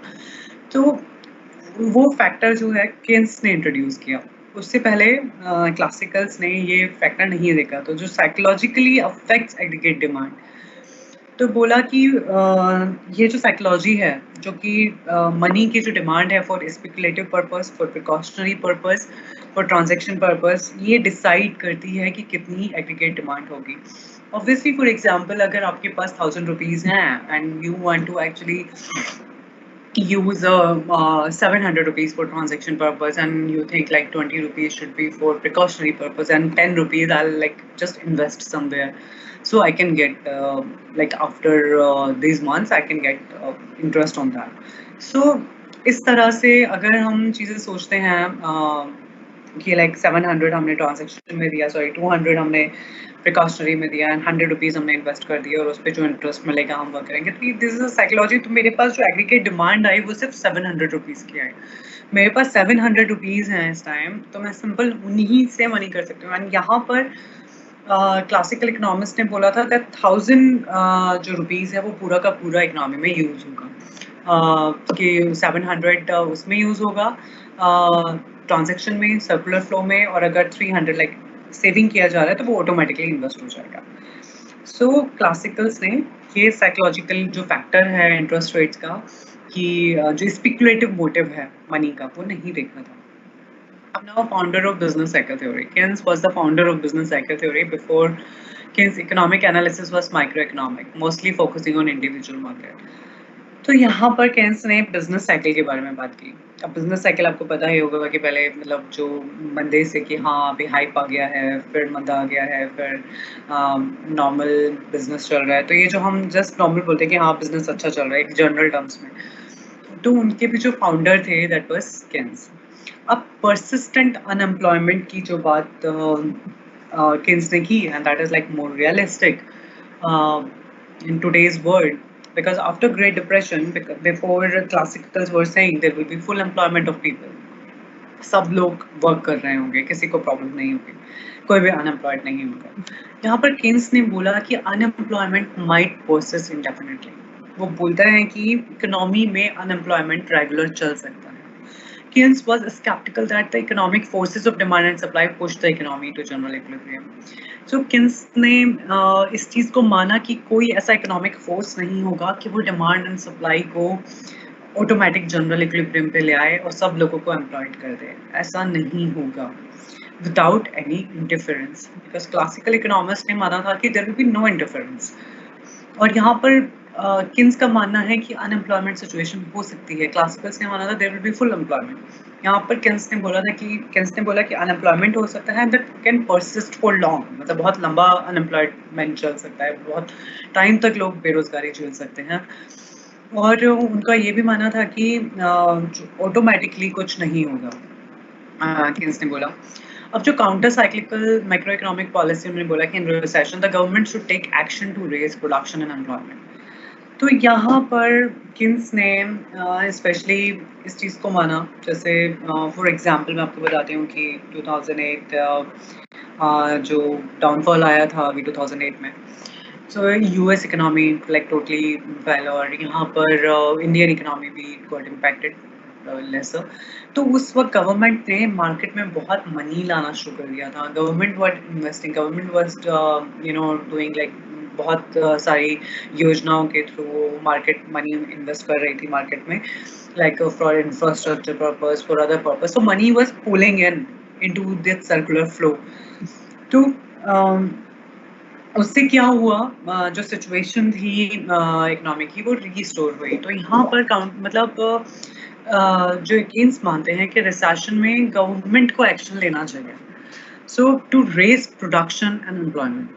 प्रोडक्शन और एम्प्लॉयमेंट खुद ही कोई इनविजिबल हैंड नहीं है जो कर देगा, तो there should be government interference in the economy, because private investment कभी भी इकोनॉमी को उस तरह से स्टोर नहीं कर सकता। अब some things are not viable for private investment. अब जैसे आप फॉर मैं एग्जांपल बोलूँगी कि नॉर्थ ईस्ट में अगर सड़क बनानी है या किसी पुराने गांव में बहुत मतलब बहुत जो दूर है वहाँ तक एक टेलीफोन का एक एक्सेसिबिलिटी देनी है, सो उसमें कोई भी प्राइवेट जो प्लेयर होगा या प्राइवेट प्रोड्यूसर होगा वो इंटरेस्टेड नहीं होगा, बिकॉज उनको फ़ायदा उतना नहीं मिलेगा। सो कभी कभी जो गवर्नमेंट है, गवर्नमेंट प्रोजेक्ट की वायबिलिटी देखती है कि कहाँ पर इन्वेस्ट करना चाहिए फॉर वेलफेयर पर्पस। सो वो भी नॉर्थ ईस्ट में सड़क भी बना सकती है, चाहे उसको फायदा हो गवर्नमेंट को या नहीं, because government is not seeking for the profit, government is seeking for the welfare of the people, viability of the project. वहाँ पर प्राइवेट प्लेयर नहीं जाएगा। तो एक तरह से जो गवर्नमेंट शुड टेक एक्शन कि प्रोडक्शन एंड एम्प्लॉयमेंट बढ़ाए, because government actually can play more role than the private sector. And so Keynes ने इस चीज को माना, and fiscal policy increasing government spending or cutting taxes will increase aggregate demand. अब obviously fiscal policy क्या like अगर government spending बढ़ती है, गवर्नमेंट एक्सपेंडिचर बढ़ता है, जैसे गवर्नमेंट इंफ्रास्ट्रक्चर पे डेवलप कर रही है and then maybe government is creating some जो फैक्ट्री है या कुछ भी, वो मतलब जिस तरह से किसी भी तरह से गवर्नमेंट एम्प्लॉयमेंट को जनरेट करेगी, जैसे नरेगा है उसके थ्रू, मतलब ये गवर्नमेंट की स्पेंडिंग है कि मनी जो है लोगों के पास जाए किसी तरह, मतलब और या कटिंग टैक्सेस। तो जितनी भी इनकम है, अगर मैं पहले 10,000 में से अगर मैं 1,000 रुपये टैक्स दे रही थी या 2,000 रुपये टैक्स दे रही थी, तो अब उसको रिड्यूस अगर कर देंगे, 1,000 रुपये ही कर देंगे 2,000 से, तो मेरे पास 9,000 रुपये बचेंगे। तो 1,000 रुपये जो है वो मेरा फायदा हुआ एक तरह से, तो वो 1,000 रुपये का भी मैं सामान खरीद सकती हूँ ज़्यादा, तो that will like increase aggregate demand. तो एक तरह से fiscal policy means government spending अगर बढ़ती है या टैक्सेस को कट कर दिया जाता है, तो एक तरह से एग्रीगेट डिमांड में फर्क आएगा, एग्रीगेट डिमांड बढ़ेगी। अब जैसे क्लासिकल इकोनॉमिस्ट ने माना था कि मनी न्यूट्रल, किन्स बोलते हैं कि money is not neutral. Obviously money का और भी पर्पस है, तो with disequilibrium and unemployment money is not neutral. Increasing the nominal money supply will reduce the real interest rate. तो अगर नॉमिनल मनी सप्लाई होगा तो जो रियल इंटरेस्ट रेट जो होगा वो कम हो जाएगा, मतलब जैसे ही गवर्नमेंट बहुत ज़्यादा पूल मनी करना शुरू कर देगी मार्केट में, तो इंटरेस्ट रेट अपने आप कम हो जाएगा। तो इस तरह से सिचुएशन बेटर हो जाएगी, investment demand will then increase. अब जैसे ही इंटरेस्ट रेट स्लो हुआ, इन्वेस्टमेंट डिमांड बढ़ेगी and then national income and products expense. So मतलब सप्लाई यहाँ पर वो बोलते हैं कि अनएम्प्लॉयमेंट सिचुएशन में मनी जो है, मनी की सप्लाई जो है वो भी इम्पैक्ट करती है। तो एक तरह से गवर्नमेंट की फिस्कल पॉलिसी एंड गवर्नमेंट की जो मॉनेटरी पॉलिसी है, दोनों ही इक्विलिब्रियम को रीस्टोर करने में हेल्प करती हैं। अब कंपैरिजन मैं हल्का बताती हूँ, then I will go like elaboration of these theories. Classical and Keynes में क्लासिकल बोलते हैं इक्विलिब्रियम रहती है नॉर्मल, एंड केन्स बोलते हैं there will be normal disequilibrium. Classicals बोलते हैं कि प्राइसेस जो हैं एडजस्ट होते हैं, और केन्स के अकॉर्डिंग क्वांटिटीज एडजस्ट होती हैं। जैसे ही क्लासिकल्स में प्राइस एडजस्ट की अपने आप डिमांड बढ़ेगी तो प्राइस एडजस्ट होंगे, बट यहाँ पर केन्स बोलते हैं कि आप सप्लाई इतनी नहीं कर सकते, डिमांड के अकॉर्डिंग आपको क्वांटिटी प्रोड्यूस करनी पड़ेगी, तो यहाँ पे क्वांटिटीज एडजस्ट हो रही हैं। क्लासिकल फुल एम्प्लॉयमेंट को सोचते हैं, केन्स अनएम्प्लॉयमेंट परसिस्ट कर सकता है इकोनॉमी में, उस चीज़ को मानते हैं। अब सप्लाई ओरिएंटेड होते हैं क्लासिकल्स की, supply will create its own demand. यहाँ पर केन्स एग्रीगेट डिमांड की बात करते हैं कि डिमांड ओरिएंटेड जो है उस तरह से इकोनॉमी वर्क करेगी। क्लासिकल्स जो हैं वो एफिशिएंसी पे वर्क करते हैं, एंड केन्स इन एफिशिएंसी को नेचुरल मानते हैं। एंड क्लासिकल जो है no counter cyclic policy, like कुछ बिजनेस साइकिल के बारे में बात नहीं करते, जबकि केन्स जो है बिजनेस साइकिल के बारे में बात करता है। एंड क्लासिकल लास्ट में मनी को न्यूट्रल मानते हैं, यहाँ पर केन्स जो है मनी को न्यूट्रल नहीं मानते। तो जो मॉनेटरी पॉलिसीज का जो इम्पैक्ट है यहाँ पर केन्स उसको एक्चुएट करते हैं। अब Keynes short run aggregate supply. So अब यहाँ पर मैं थोड़ा सा एलोबोरेट में चाहूँगी, just let me have a sec.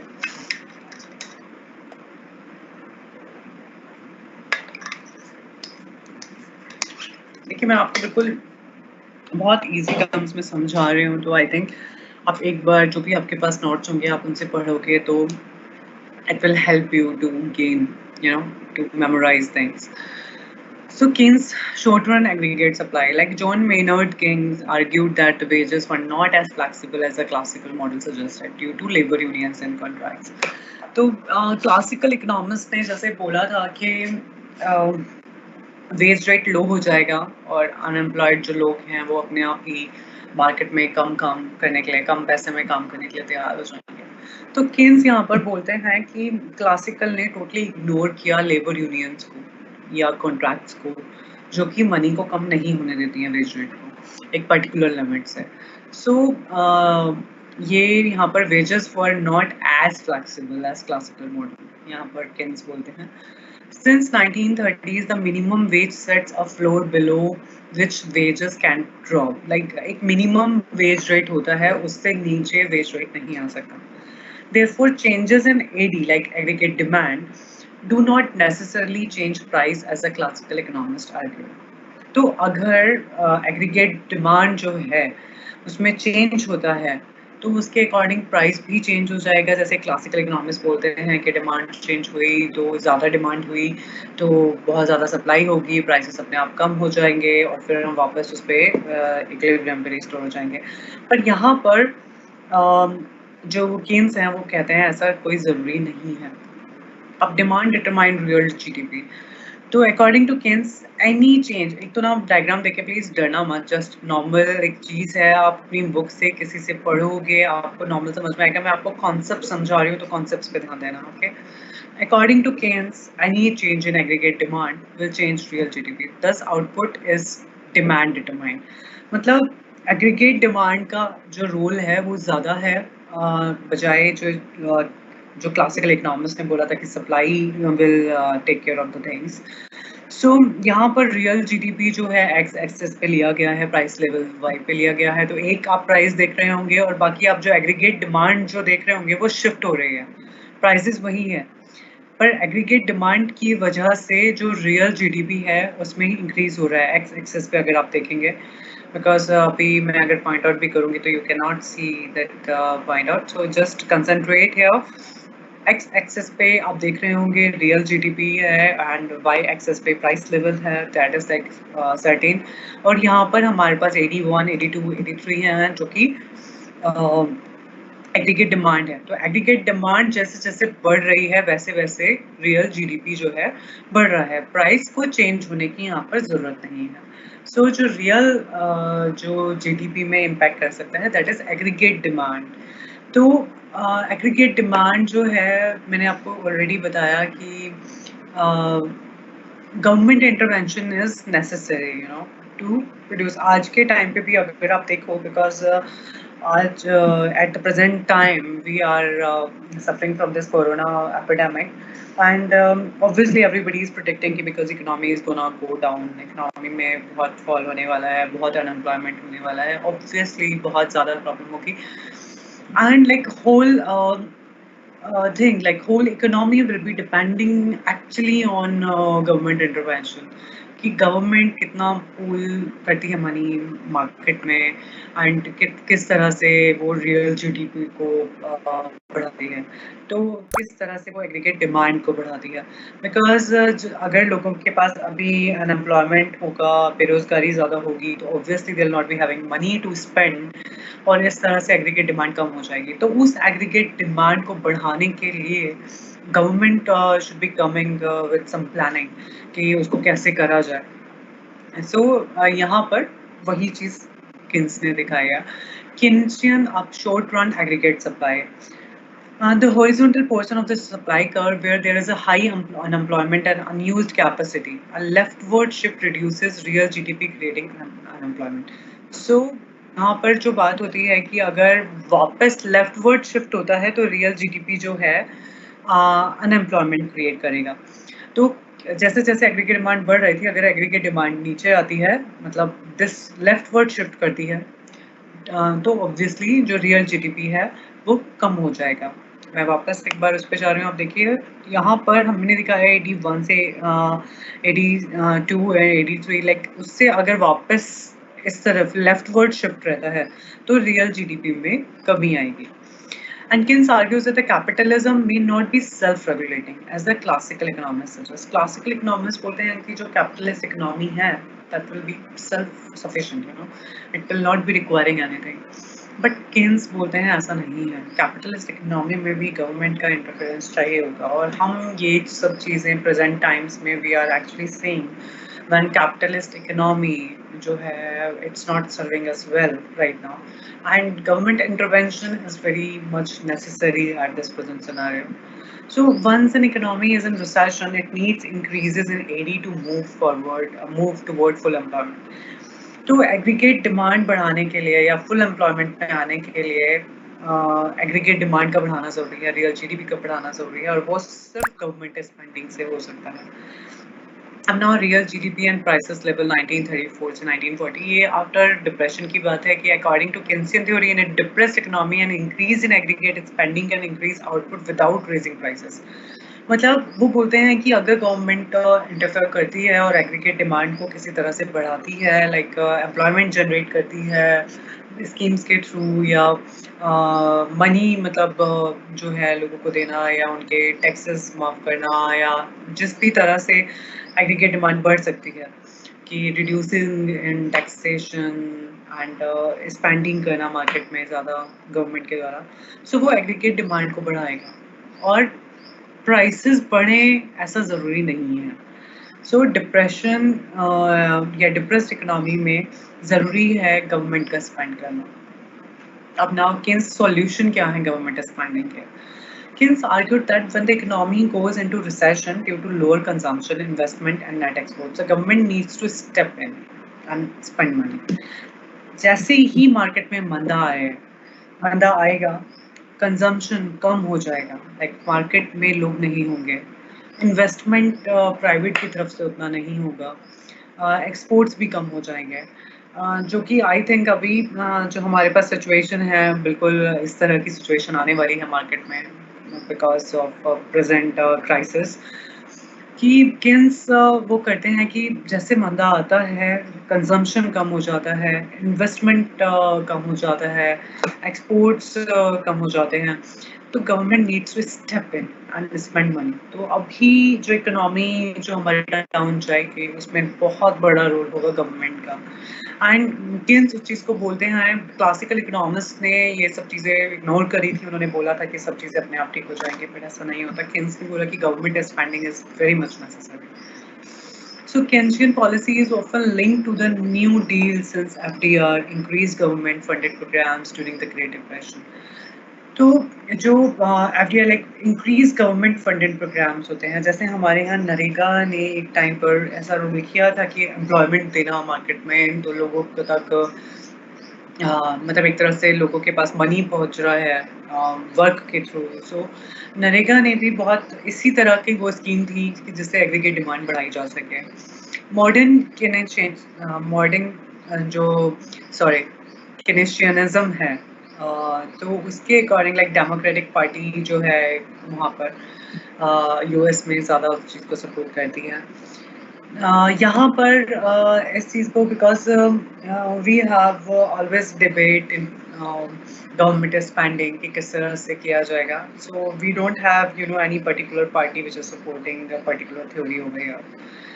So modern Keynesian जो एनालिसिस है वो बोलते हैं कि शॉर्ट रन एग्रीगेट सप्लाई यहाँ पर बताई जा रही है। शॉर्ट रन में एग्रीगेट सप्लाई किस तरह से वर्क करेगी। Modern Keynesian agree that prices are not completely sticky. There is some price adjustment. तो अभी जैसे केन्स ने बोला था कि जो प्राइसेस हैं वो चेंज नहीं होते, एग्रीगेट डिमांड चेंज होती है, उसकी के थ्रू रियल जीडीपी चेंज होता है।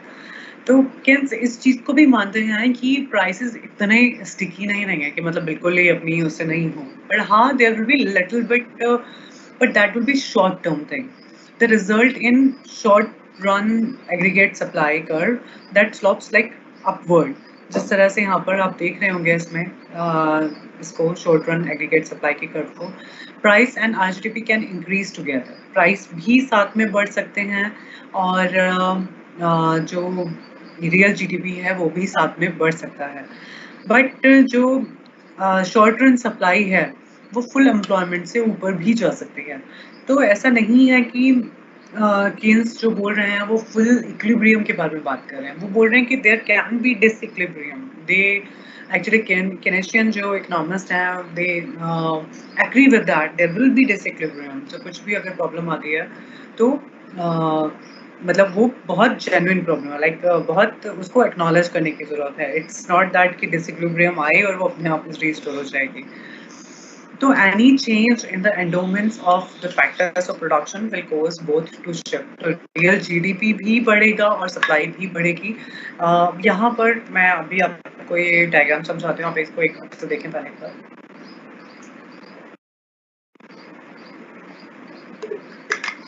Sorry for the gulping noise। And yeah, so यहाँ पर any change in endowments of the factors of production, कुछ भी चेंज अगर फैक्टर्स में होता है, मतलब फैक्टर्स ऑफ प्रोडक्शन, मतलब मान लीजिए कि टेक्नोलॉजी आ गई कोई नई और नई टेक्नोलॉजी की वजह से ज़्यादा प्रोडक्शन हो सकता है। सो जो सप्लाई कर्व है दैट विल शिफ्ट।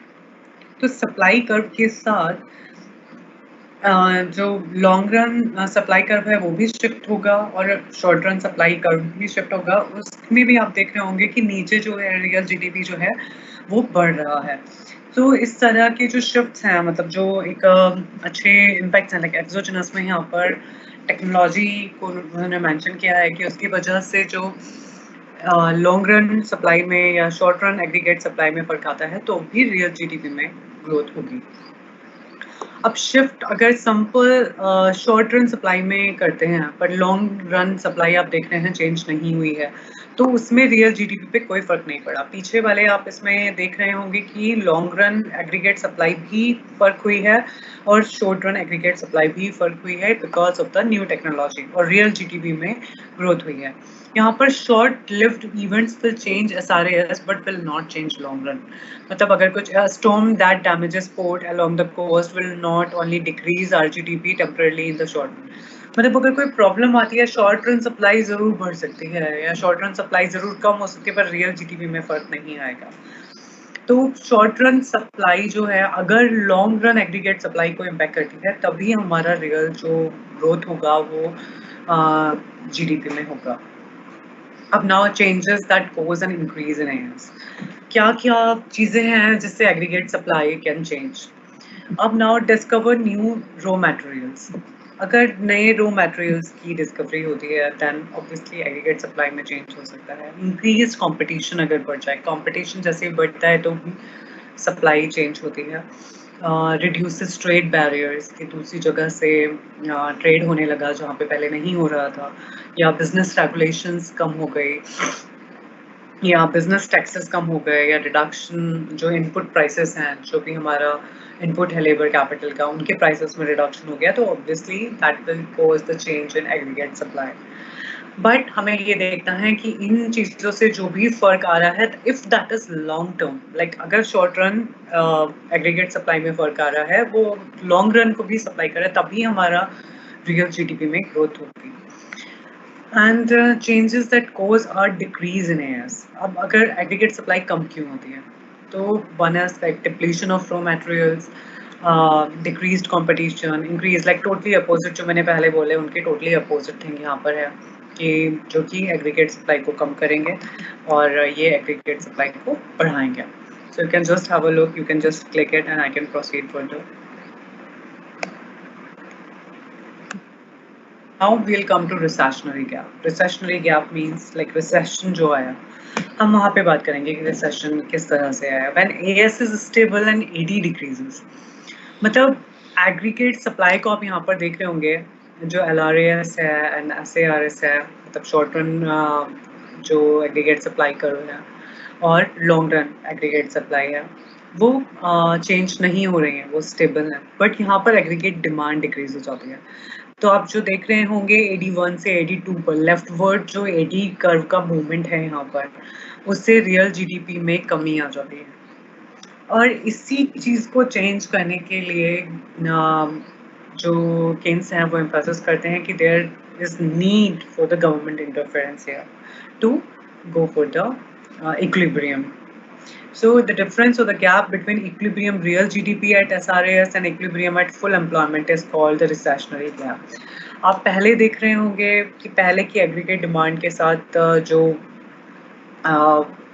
कर्व है SRAS के साथ जो इंटरेक्ट कर रहा है, उसमें क्या रियल जीडीपी है, और फिर बाद में जैसे ही एग्रीगेट डिमांड कर्व नीचे की तरफ मूवमेंट कर, लाइक लेफ्टवर्ड जो शिफ्ट हो रही है रिसेशन की वजह से, मंदी की वजह से, तो आप रियल जीडीपी में जो फर्क देख रहे होंगे उसको बोलते हैं हम रिसेशनरी गैप. तो रिसेशनरी गैप को हमेशा फुलफिल करने के लिए will be needing the government spending and government.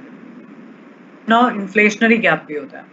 Inflationary gap होते हैं तब भी उसमें भी एग्रीगेट सप्लाई वहीं की वहीं रहेगी, पर एग्रीगेट डिमांड बढ़ जाती है, तो प्राइसेस लेवल जो हैं वो बढ़ जाते हैं, रियल जीडीपी भी बढ़ जाता है. अब जिसे बोलेंगे इन्फ्लेशनरी गैप, ये सब चीज़ें यहाँ पर भी गवर्नमेंट इंटरफेरेंस की ज़रूरत होगी. जैसे अभी आप देख रहे होंगे कि एडी जो है यहाँ पर राइट वर्ड मूवमेंट है, एडी का AD1 से AD2 पे राइट वर्ड मूवमेंट है. शॉर्ट रन सप्लाई कर्व और लॉन्ग रन सप्लाई कर्व वहीं के वहीं है. रियल जीडीपी जो है वो बढ़ जाता है, बट वहाँ पर भी that is called inflationary gap. वहाँ पर भी गवर्नमेंट की पॉलिसीज की, लाइक मॉनेटरी पॉलिसीज की जरूरत होगी ताकि ऑलरेडी सिचुएशन जो है पहले वाली इक्विलिब्रियम पे आ सके. Now secular deflation. देखिए मैं अभी कल जैसे किसी देवा, I think like one person mentioned that inflation पढ़ाना है, तो obviously today I will be discussing about inflation. So I'll be just proceeding with that. So secular deflation, prices level declines that are caused by increasing economic growth is referred to the secular deflation. मतलब prices level जो है अगर economic growth बढ़ रही है but prices कम होते जा रहे हैं, that will be called deflation. Okay, तो secular deflation using the classical model increase the, जैसे आपने यहाँ पर देखा था, यहाँ पर आप देख रहे हो this is called inflationary gap, और यहाँ पर ये हम बात कर रहे हैं डिफ्लेशन के बारे में. मतलब मनी जो प्राइसेस हैं वो बिल्कुल कम होते जा रहे हैं, बट जो रियल जीडीपी है वो बढ़ता जा रहा है. तो graph secular deflation using the classical model increase the LRAS to show secular deflation. अब हमें लॉन्ग रन एवरेज सप्लाई को मूव करना पड़ेगा उसमें. नाउ यहाँ पर उसके लिए जैसे यहाँ पर हमने इन्फ्लेशनरी गैप दिखाया, यहीं पर अगर हम देखते हैं SRAS का मूवमेंट, अगर हम देखते हैं तो SRAS का मूवमेंट विल बी डाउनवर्ड, और वो डाउनवर्ड जैसे ही होगा the prices level will come down, और बट रियल जीडीपी वहाँ पर बढ़ रहा होगा. तो जैसे ही SRAS का अगर हम डाउन कर्व बनाते हैं, आप देखोगे उसको डाउन कर्व में बनाने में प्राइस लेवल जो है वाई एक्सिस पे है वो नीचे आ जाएगा, एंड रियल जीडीपी जो है वो बढ़ा का बढ़ा रहेगा। तो मतलब इकोनॉमिक ग्रोथ हो रही है पर प्राइसेस कम हो गए हैं, तो जो गैप उन दोनों में दिखाई देगा that will be called deflationary gap. ये आप लोग बना के देख सकते हो। अब now I will come to the inflation. कल मैंने इन्फ्लेशन की थोड़ी बात की थी। इन्फ्लेशन क्या है? Inflation is an increase in the average level of prices for the goods and services. तो हम जैसे बोलते हैं नॉर्मल टर्म्स में कि महंगाई बढ़ गई है, महंगाई बढ़ गई है। पहले मतलब ये पेन 2 रुपए का मिल रहा था, अब 10 रुपए का मिल रहा है। तो क्या हुआ मतलब इससे? प्राइसेस तो बढ़े हैं गुड्स एंड सर्विसेज के, बट जो मनी की जो वैल्यू है इसमें, मनी की वैल्यू कम हो जाती है। मतलब जैसे मैंने कल भी बताया था कि 100 रुपीज़ में पहले जितनी चीज़ें खरीद पाते थे, आज अब उतने में वो चीज़ें नहीं आती हैं। तो 100 रुपए की जो वैल्यू है वो कम हो गई है, बहुत कम हो गई है। तो इन्फ्लेशन मतलब प्राइसेस का बढ़ना पर मनी वैल्यू का कम होना। तो ये इसका ध्यान रखिएगा। प्राइसेस बढ़ रहे हैं मतलब एक चीज़ पहले कम प्राइसेस में मिल रही थी, अब ज़्यादा प्राइसेस में मिल रही है, बट जो इम्पैक्ट है वैल्यू सॉरी मनी की जो वैल्यू है वो यहाँ पे प्राइसेस बढ़ते ही कम हो गई है। कि पहले कम मनी में ज़्यादा खरीद पा रहे थे हम, अब ज़्यादा मनी में भी कम खरीद पा रहे हैं। So it is an index which shows how prices of goods and services what is representative of economy. अब हम इन्फ्लेशन इकोनॉमी में कैसे चेक करते हैं कि महंगाई बढ़ रही है, इन्फ्लेशन हो गया, how is it like how it is check?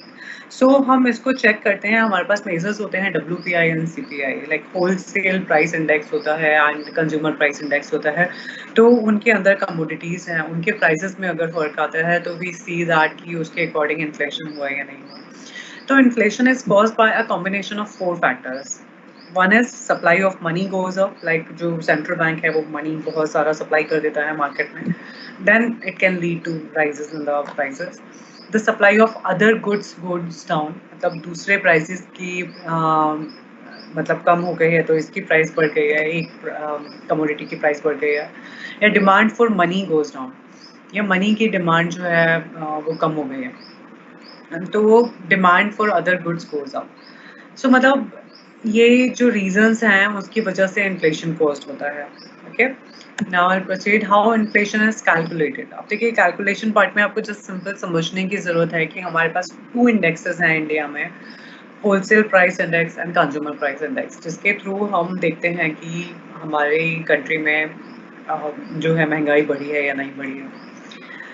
अच्छा, just let me just check कि अभी आप लोगों का कोई कमेंट तो या कुछ क्वेश्चंस तो नहीं आया है, बिकॉज मैं इस तरह से नहीं देखूंगी। आई थिंक आई थिंक अभी तक कोई नहीं है, बिकॉज लास्ट टाइम जब मैं सेशन एंड हो रहा था तब आई गॉट देवास का कमेंट कि इन्फ्लेशन है मैम, वो नहीं है। पर मैंने कल जो पढ़ाया था वो आप लोगों के लिए उसके पढ़ाया था, because monetary policy is there and yesterday I told you about the monetary policies tools. So now we'll come to this. So WPI क्या है? Wholesale Price Index measures the average of the changes of the goods and services price on the basis of wholesale price. कि wholesale price कितना है? अगर wholesale price बढ़ गया है उनका, होलसेल मतलब हम जो नॉर्मल हिंदी में टर्म में बोलते हैं कि थोक में लेना, मतलब बहुत ज़्यादा क्वांटिटीज होती है। तो presently 435 commodities price level is being track. 435 commodities को WPI इंडेक्स में रखा गया है, उनके प्राइसेस देखे जाते हैं कि उनका होलसेल जो प्राइस है वो बढ़ रहा है या कम हो रहा है। तो the price index which is available on a weekly basis and the shortest possible time lag in 2 weeks. तो मतलब वीकली उनका प्राइस ट्रैक किया जाता है। इंडिया कंसिडर्स 93-94 फाइनेंशियल को एज अ बेस ईयर। तो 93 बेस ईयर क्या होता है कि उस टाइम का 93-94 का लिया कि उस वक्त जो WPI का प्राइसेस था उससे कितना बड़ा है। मतलब 93-94 में एक पर्टिकुलर चीज़ का सपोज करो ये है, बट आई डोंट नो कि ये 435 कमोडिटीज़ में है या नहीं है, but I am just giving you an example कि अगर इसका प्राइस 93 और 94 ईयर में 2 रुपीज़ था, तो हम देखेंगे कि अब कितना हुआ, तो 2 रुपीज़ से कितना बढ़ा है। तो 93-94 फाइनेंशियल ईयर को हम as a base year consider करते हैं एंड उसी के अकॉर्डिंग हम बाकी 435 कमोडिटीज़ की प्राइसेस चेक करते हैं। And then each commodity has some weightage, मतलब ऐसा नहीं है कि WPI इंडेक्स में जो 435 कमोडिटीज हैं सबको एक ही वेट दिया जा रहा है। मतलब प्राइमरी आर्टिकल्स हैं उनको 22 पॉइंट वेट दिया गया है, fuel, power, light and lubricant जो बढ़ रहे हैं उनको 14 पॉइंट, मैन्युफैक्चर्ड प्रोडक्ट्स को इतना ज़्यादा वो दिया गया है। तो आप यहाँ पर देख रहे होंगे सबसे ज़्यादा वेटेज जो है वो मैन्युफैक्चर्ड प्रोडक्ट्स का है कि उनका होलसेल प्राइस कितना पड़ रहा है। अब आते हैं हम सीपीआई पे। इट इज़ अ मतलब मोस्टली जो इंडिया में हम देखते हैं इन्फ्लेशन वो हम इसके थ्रू देखते हैं, डब्ल्यूपीआई के थ्रू। And CPI के through it is like a price index that tracks that prices over specified basket of the consumer goods. CPI में simple this is consumer price index.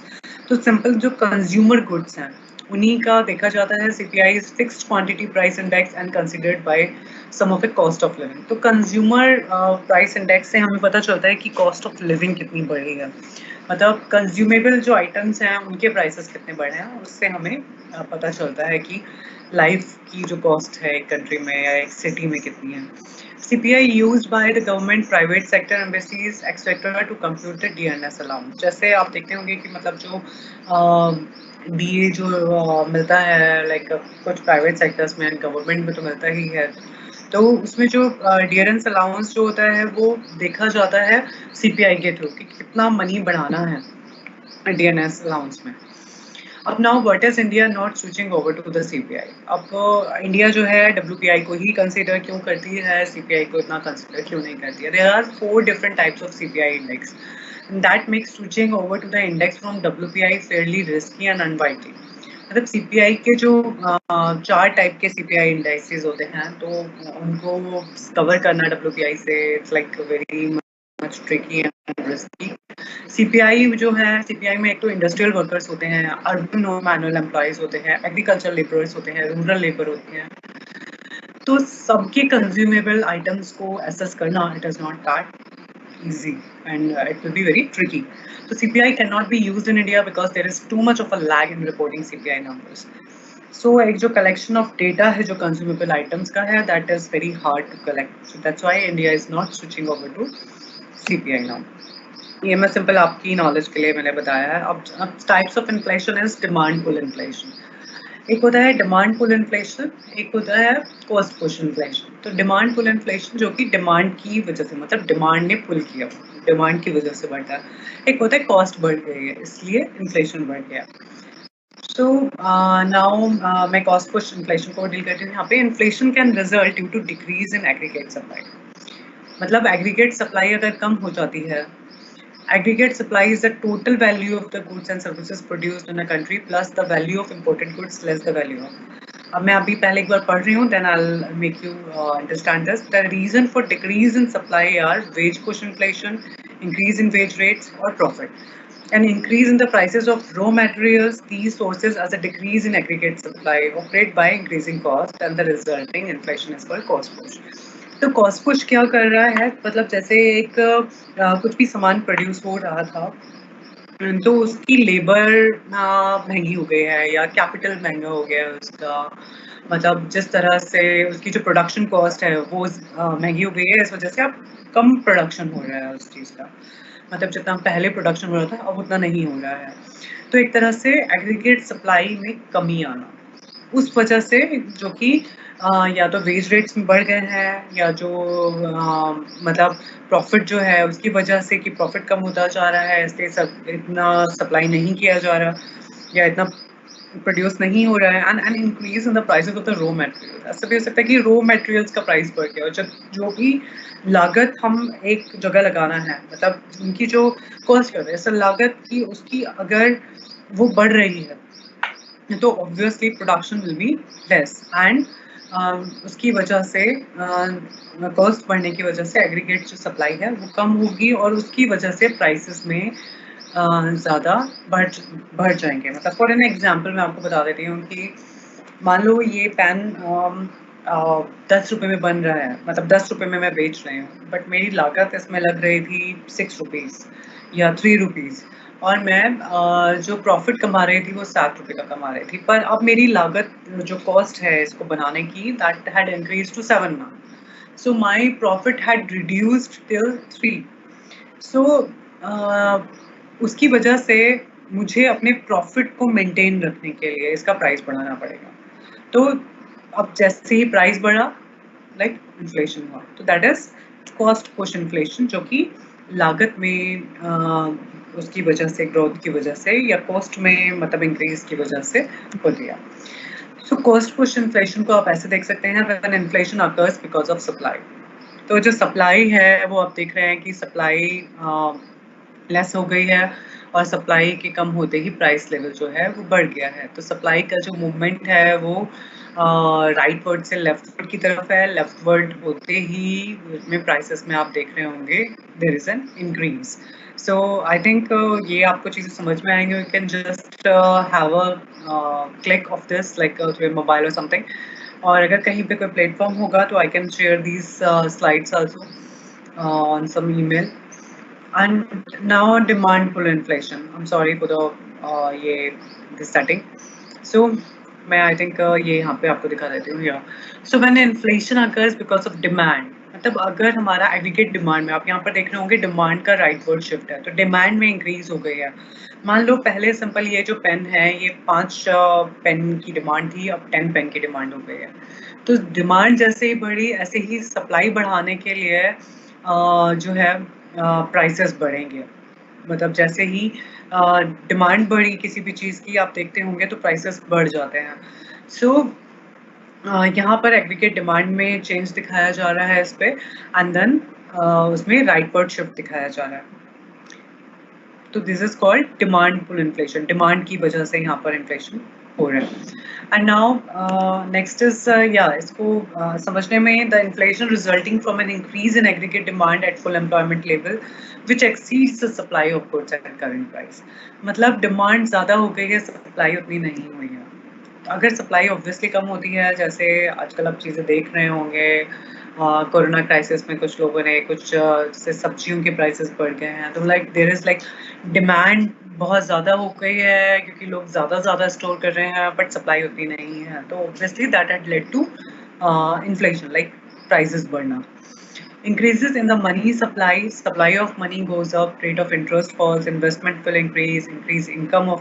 So अभी जैसे money supply अगर increase होती है तो rate of interest गिर जाता है और इन्वेस्टमेंट जो है वो कम, वो भी बढ़ जाएगा। अब इंक्रीज जैसे ही इनकम बढ़ेगी उस तरह से फिर डिमांड भी बढ़ेगी। अब डिमांड जब बढ़ेगी तो प्राइसेस फिर से बढ़ेंगे। सो यहाँ पर increase in government purchases demand for other goods. अगर गवर्नमेंट का भी मतलब डिमांड बढ़ जाती है, बिकॉज गवर्नमेंट को भी अगर कुछ सामान लाइक परचेजेस मार्केट से लेना पड़ता है तो government is pulling money in the market. So यहाँ पर भी ये भी प्राइसेस को इंक्रीज कर सकता है। Increase in the price level is the rest of the world. या तो ऐसा है कि हर जगह ऑयल के प्राइसेस भी बढ़ गए हैं, तो अब जब ऑयल के प्राइसेस बढ़ेंगे तो ट्रांसपोर्टेशन कॉस्ट बढ़ जाएंगे। अब ट्रांसपोर्टेशन कॉस्ट बढ़ेगी तो that will lead to another costful inflation. So यहाँ पर अदर जो वर्ड है, रेस्ट ऑफ द वर्ल्ड की डिमांड बढ़ने से भी प्राइसेस में फर्क आता है। Increase in marginal propensity to consume. अब मार्जिनल प्रोपेंसिटी टू कंज्यूम क्या हो रही है, अपनी इनकम के अकॉर्डिंग मैं, मेरी कितनी कैपेसिटी है कंजम्पशन को बढ़ाने की, अगर उसमें इंक्रीज होता है, मान लो मेरी इनकम बढ़ जाती है तो उसकी इनकम बढ़ने के साथ साथ my marginal propensity to consume that will be like less. अगर देखा जाए तो एक गरीब जो है वो ज़्यादा कंज्यूम करता है कंज्यूमेबल्स जो है, रिच का जो मनी है वो ज़्यादा कंजम्पशन में ना जाके और उसमें ज़्यादा जाता है। सो एक तरह से जो मार्जिनल प्रोपेंसिटी टू कंज्यूम जब मतलब कंजम्पशन करने की सब वो ज़्यादा बढ़ती है तो एक तरह से डिमांड बढ़ेगी और उसकी वजह से प्राइसेस बढ़ जाएंगे। अब now come to deflation. And what is deflation in economics? जो डिफ्लेशन है is a decrease in general price level of goods and services. Economics में मतलब डिफ्लेशन भी बिल्कुल इन्फ्लेशन का टोटली अपोजिट है, प्राइसेस का गिरना। Even deflation is not that good, okay. So deflation occurs when the inflation rate falls below 0%. अब deflation तभी होगा जब बिल्कुल भी prices में बढ़ना नहीं हो रहा होगा और उससे भी prices कम होते जा रहे होंगे। So even that is very negative for our economic growth. Even inflation is not that good. Inflation एक sudden एक certain level तक inflation is good, is considered as good, but beyond the limit even it is not that good. So even the deflation यहाँ पर जो बात हो रही है कि this should not be confused with disinflation, a slowdown in inflation rate.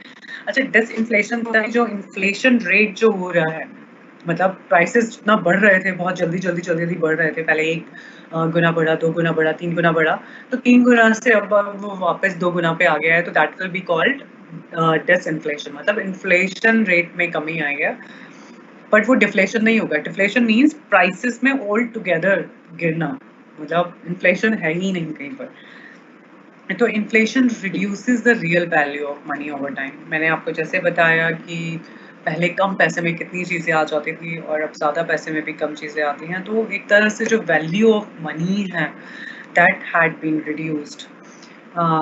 Deflation increases the real value of money. अब inflation का टोटली अपोजिट है, अब प्राइसेस कम हो जाएंगे सब चीज़ों के, तो ऑब्वियसली एक थोड़े से पैसों से ज़्यादा चीज़ें ली जा सकती हैं अगर प्राइसेस कम हो गए तो that will B value of money जो है डिफ्लेशन में बढ़ जाती है। I'm sorry, I'll have just sip again. आप एक बार इसको रीड कर लेते हैं।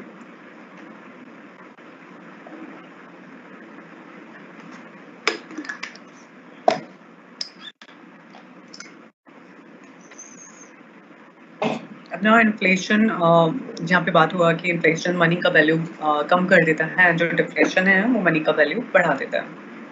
अब money refers to the functional currency, mostly unstable monetary unit of account in a national and regional economy. अब money refers, money क्या है? वो जो functional currency, जिस currency में हम work कर रहे हैं, उसी money को हम count करेंगे कि money की value कम हो रही है या बढ़ रही है। मतलब पहले अभी जो 100 रुपीज़ नोट है उसमें कितना उससे सामान खरीद पा रहे थे, कितना नहीं खरीद पा रहे हैं या ज़्यादा खरीद पा रहे हैं। तो जो करंटली फंक्शनिंग मनी है उसी के according deflation and inflation decide होता है।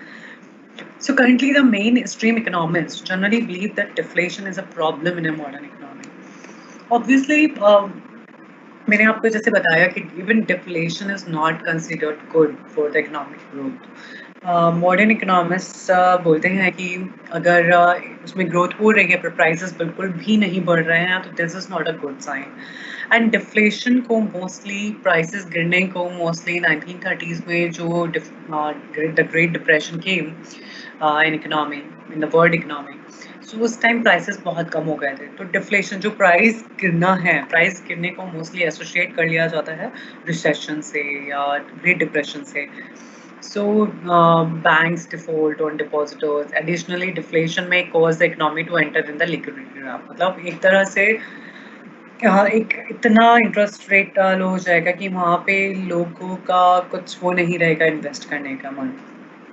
तो एक ऐसा लिक्विडिटी ट्रैप आ जाता है। मैं लिक्विडिटी ट्रैप भी आपको समझाती हूँ, what is a liquidity trap. अब मैं केन्स थ्योरी को यहाँ से फिर से ला रही हूँ थोड़ा सा आपको रिवाइज कराने के लिए। लिक्विडिटी प्रेफरेंस जो है,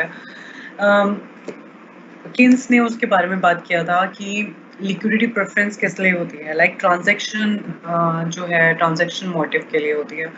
तो जो मनी को होल्ड करने की जो कैपेसिटी है उसे हम बोलते हैं लिक्विडिटी प्रेफरेंस, मतलब आपके पास कितना कैश रहना चाहिए। So that is your transaction motive के लिए, how much cash do you want to hold, that is your liquidity preference. So the desire for liquidity arises because of 3 motives. अब liquidity क्यों arise होती है कि कितना कैश हमें चाहिए, तो हमारे पास 3 मोटिव होते हैं जिनके बारे में केन्स ने बात किया था। ट्रांजैक्शन मोटिव, प्रिकॉशनरी मोटिव और स्पेकुलेटिव मोटिव। तो यहाँ पर transaction motive is demand for money for the current transactions, because ये this is a direct question कि केन्स का जो लिक्विडिटी प्रेफरेंस है वो क्या बोलता है, तो that's why I am telling you this thing. Transaction motive is demand for money for the current transactions of individuals and business firms. Individual hold cash in order to bridge the interval between the receipt of the income and expenditure. जैसे आज आपको salary मिली, salary मिलने में अब आपने सोचा कि अगले महीने में सैलरी आएगी मेरे पास 7 तारीख को, पर मुझे तो रेंट 1 तारीख को देना है, मुझे इलेक्ट्रिसिटी का बिल इतना देना है, मुझे यहाँ पर पेट्रोल का इतना पैसा चाहिए। तो you will be wanting to hold some money with you, कि ताकि आप उसको अपने पास कैश को रख पाओ जब तक कि आपके पास दूसरी इनकम आए। अब दूसरा होता है precautionary motive, desire for people to hold cash balance for unseen contingencies. अब आपको लगता है कि आप कैश लेके चल रहे हो मे बी बीमारी की वजह से। अब जैसे मोस्टली अब कोरोना के टाइम पे सभी लोगों ने थोड़ा थोड़ा घर में कैश जितना हम पहले रखते थे उससे ज्यादा रखा हुआ है कि कैश की जरूरत की हमें एटीएम पे जाना नहीं पड़ेगा, वो नहीं पड़े। तो that is what is that is a precautionary motive कि प्रिकॉशनरी मोटिव की वजह से हमारी जो साइकोलॉजी है वो टेंडेंसी ये बन जाती है कि हम ज़्यादा कैश हैंडल करना चाहते हैं अपने पास। सो यहाँ पर the formula is M1 is equal to L1Y, जहाँ पर Y is income, L1 is demand function, and M1 is money demanded for transaction and precautionary purpose. So M1 जो है वो ट्रांजेक्शन पर्पस के लिए भी और प्रिकॉशनरी मोटिव के लिए भी जितना आप मनी होल्ड करना चाह रहे हो, और डिमांड जितनी है आपकी, जितना इनकम होगी तो उसी हिसाब से आप अपना ट्रांजैक्शन या प्रिकॉशनरी मोटिव के लिक्विडिटी आप डिसाइड कर पाओगे। Now, speculative demand for money. Desire to hold one's resources in liquid form in order to take advantage of the market movements regarding the future changes of the rate of interest. अब यहाँ पर speculative demand for जो money है वो Keynes ने totally investment के बारे में बात की है कि बॉन्ड्स और शेयर्स में कितना इन्वेस्ट किया जा रहा है। तो अगर लोग अपने पास मनी रख रहे हैं तो दे थिंक कि फ्यूचर में उनके अकॉर्डिंग रेट ऑफ इंटरेस्ट में चेंज आएगा and then they will invest. अगर मतलब एक पर्टिकुलर रेट ऑफ इंटरेस्ट पे उनको फायदा होता है तो तब तक पैसे वो अपने पास रख लेते हैं। या the cash is use to make speculative gains by dealing in bonds whose prices fluctuate. So या तो वो कैश रख रहे हैं, कैश अगर अपने पास रख रहे हैं तो means they are not investing, they are just waiting for the right time and then they will invest. So less money will be held under a speculative motive at a higher current rate of interest. अगर rate of interest बहुत ज़्यादा है तो obviously वो invest कर देंगे money को, क्योंकि तो वो अपने पास cash नहीं रखेंगे क्योंकि उनको rate of interest ज़्यादा मिलेगा invest करने का। तो इस वजह से more money will be held under this motive at a lower current rate of। तो जैसे ही बहुत लो करंट रेट ऑफ इंटरेस्ट होता है, बहुत ज़्यादा कम रेट ऑफ इंटरेस्ट होता है, तो उस वक्त लोग अपने पास पैसा रखना ज़्यादा बेटर समझते हैं rather than investing the money. So वो मनी को इन्वेस्ट नहीं करते क्योंकि उनको कोई फ़ायदा ही नहीं हो रहा है, because they think that interest rate इतना लो आ चुका है, शायद और लो चला जाए तो कोई फ़ायदा नहीं है हैंडल करने का। एंड यहाँ पर M2 जो है, मतलब जो डिमांड है वो स्पेकुलेटिव मनी के लिए, वो that is equal to R। मतलब यहाँ पर हम देख रहे हैं जो function L2 is a demand function speculative motive के लिए, आप इसको F भी डिनोट कर सकते हो L2 या L1 को, जो मैंने पहले आपको बताया था प्रिकॉशनरी मोटिव वाला। सो यहाँ पर L2 के बारे में R लिखा हुआ है बिकॉज जो स्पेकुलेटिव डिमांड है मनी की, उसकी जो लिक्विडिटी प्रेफरेंस है वो डिपेंड करती है रेट ऑफ इंटरेस्ट पे कि रेट ऑफ इंटरेस्ट कितना जाएगा। अब now I will come back again to this liquidity trap. Deflation में मैंने आपको बताया कि बैंक डिफॉल्टर्स हो जाते हैं। एडिशनली डिफ्लेशन में causes the economy to enter the liquidity trap. अब मैं लिक्विडिटी ट्रैप पे जा रही हूँ, इसलिए I went back to make you understand that thing, क्योंकि यहाँ पर एक बार और समझ लीजिएगा, लोग कम इंटरेस्ट रेट पे पैसा अपने पास रखना बेटर समझते हैं रादर देन स्पेंडिंग और rather than investing in it. So यहाँ पर demand for money is a decreasing function of interest rate. तो जो डिमांड है मनी की वो टोटली अपोजिट है। So higher the rate of interest lower the demand for money. मतलब higher अगर जैसे रेट ऑफ इंटरेस्ट है तो डिमांड जो मनी की अपने पास रखने की है वो कम हो जाएगी स्पेकुलेटिव मोटिव के लिए, और वो इन्वेस्ट करना ज़्यादा बेटर समझेंगे लोग, and less money would be capped. तो इनएक्टिव बैलेंस नहीं रखेंगे हम लोग और हम लोग तुरंत से इन्वेस्ट कर देंगे अगर रेट ऑफ इंटरेस्ट ज़्यादा होता है। But the LP curve becomes perfectly elastic at very low interest rate. तो जो डिफ्लेशन जब होता है, जब बहुत ज़्यादा प्राइसेस गिर जाते हैं, और जब तो डिफ्लेशन में भी एक रेट ऑफ इंटरेस्ट इतना गिर जाता है तो एक there is a liquidity trap, जहाँ पे लोग सोचते हैं कि अब इससे रेट ऑफ इंटरेस्ट ना तो इससे नीचे जाएगा ना इससे ऊपर जाएगा, तो यहाँ पर मनी इन्वेस्ट करने से कोई फ़ायदा नहीं है। सो यहाँ पर मनी को वो अपने पास रखना बेटर समझेंगे। Now, liquidity trap, it indicates the absolute liquidity preference of the people.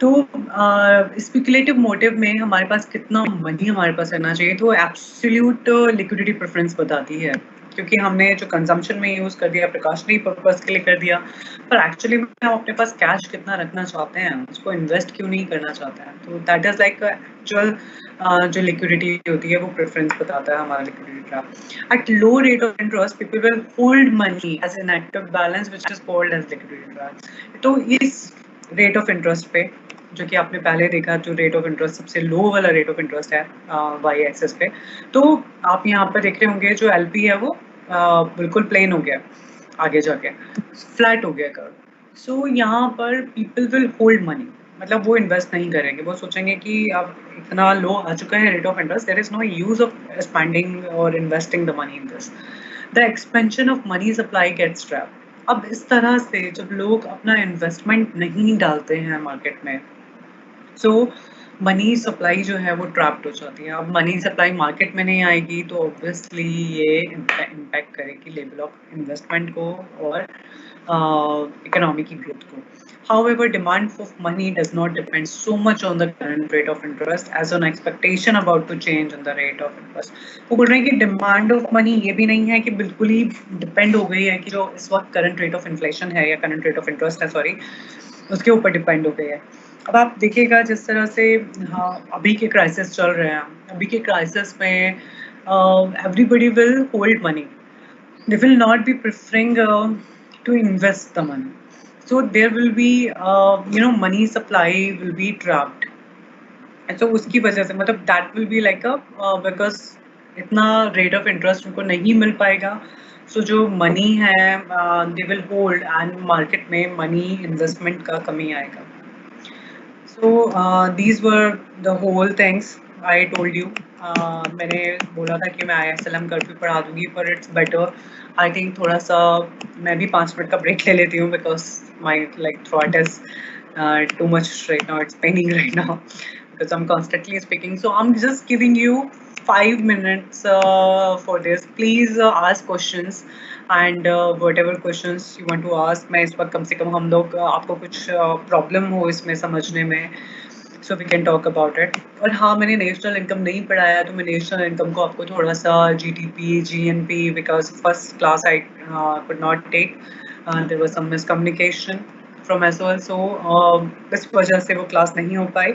सो अभी जो है आई टेल यू कि अभी आपको कोई भी प्रॉब्लम होती है तो please just ask me some questions. मैंने यहाँ पर ऑलरेडी क्वेश्चन एंड आंसर के चैट बॉक्स खोला है, एंड देयर इज लाइक अभी 5 मिनट्स का मैं ब्रेक ले रही हूँ, like 5 minutes, please ask questions about जो भी मैंने आपको पढ़ाया है, okay? So I'm just shutting this camera off for 5 minutes. Don't think I'm gone. I'm here, and please ask questions जो भी मैंने अभी तक पढ़ाया है आपको। If you want me कि मैं अभी जो आपके पास आई थिंक वो शेयर हो ही रहा होगा, I hope you are able to listen. So तो समझने की ज़रूरत है या आपको किसी चीज़ में प्रॉब्लम हुई, आप मुझे उसको बता दें। I'll just be coming after 5 minutes. Okay?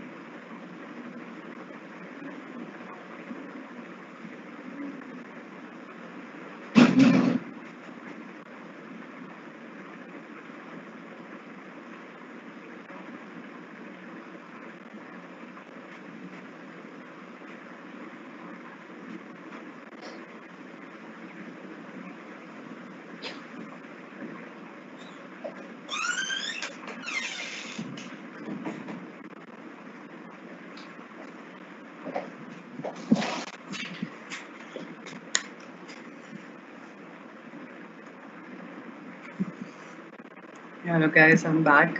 आपने अभी तक कोई क्वेश्चंस? अगेन मैं कैन अनाउंसमेंट।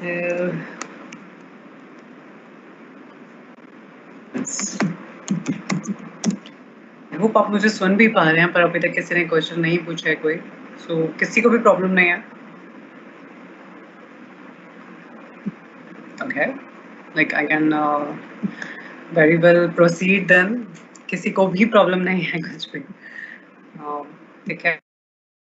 अभी मैंने आपको बताया, इसके बाद एक ISLM कर्व जिसमें जो कि अकॉर्डिंग टू जो भी के बाद ही हिक्स एंड हैंसन ने ISLM किया था। If I am able to share, I'll just let me wait for it.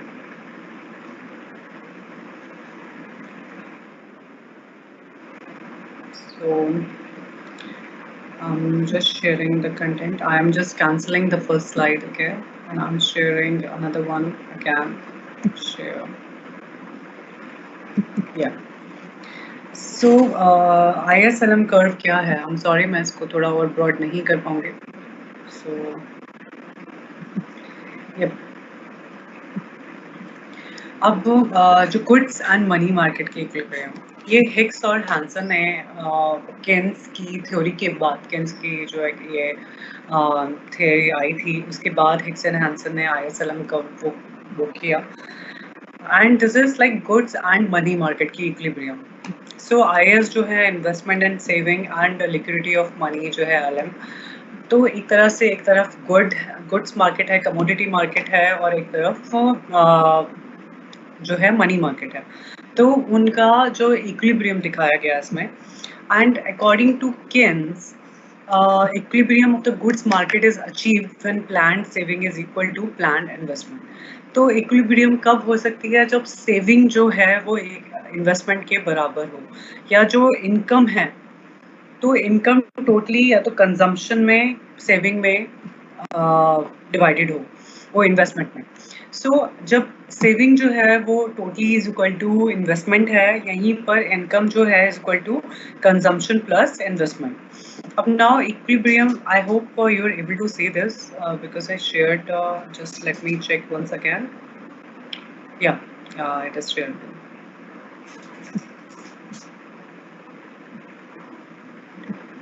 Sorry. Yep. So equilibrium of the money market requires equality between the supply of and the demand of money. तो commodity market क्या कहता है? Commodity market में जो supply है वो investment के बराबर हो. तो मतलब जितनी इनकम आ रही है वो या तो कंजम्पशन में हो या इन्वेस्टमेंट में हो. तो जितनी भी हम सेविंग कर रहे हैं वो सब इन्वेस्ट हो रही हो. और इक्विलिब्रियम ऑफ द मनी जो है market requires equality between the supply of and the demand of money. तो MS is equal to MD, मतलब जितनी मनी सप्लाई की हो रही है उतनी ही मनी डिमांड हो. अब now equilibrium in the goods market. अब इक्विलिब्रियम में हम आते हैं, तो यहाँ पर in developing the IS model, investment is considered as a function of rate of interest.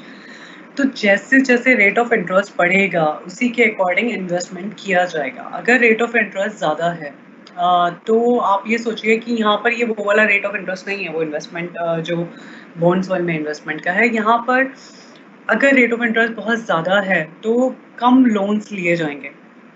तो कम लोन्स लिए जाएंगे तो मतलब कम इन्वेस्टमेंट होगा. अब अगर रेट ऑफ इंटरेस्ट यहाँ पर बहुत कम हो गया है, तो ज़्यादा लोन्स लिए जाएंगे एंड ज़्यादा इन्वेस्टमेंट होगा। तो consumption and saving as a function of income, investment function मतलब एक तरह से रेट ऑफ इंटरेस्ट वो भी है कि कितना फ़ायदा, like marginal efficiency of capital कितनी है या कितना फ़ायदा हो रहा है उतना ही इन्वेस्ट किया जाएगा।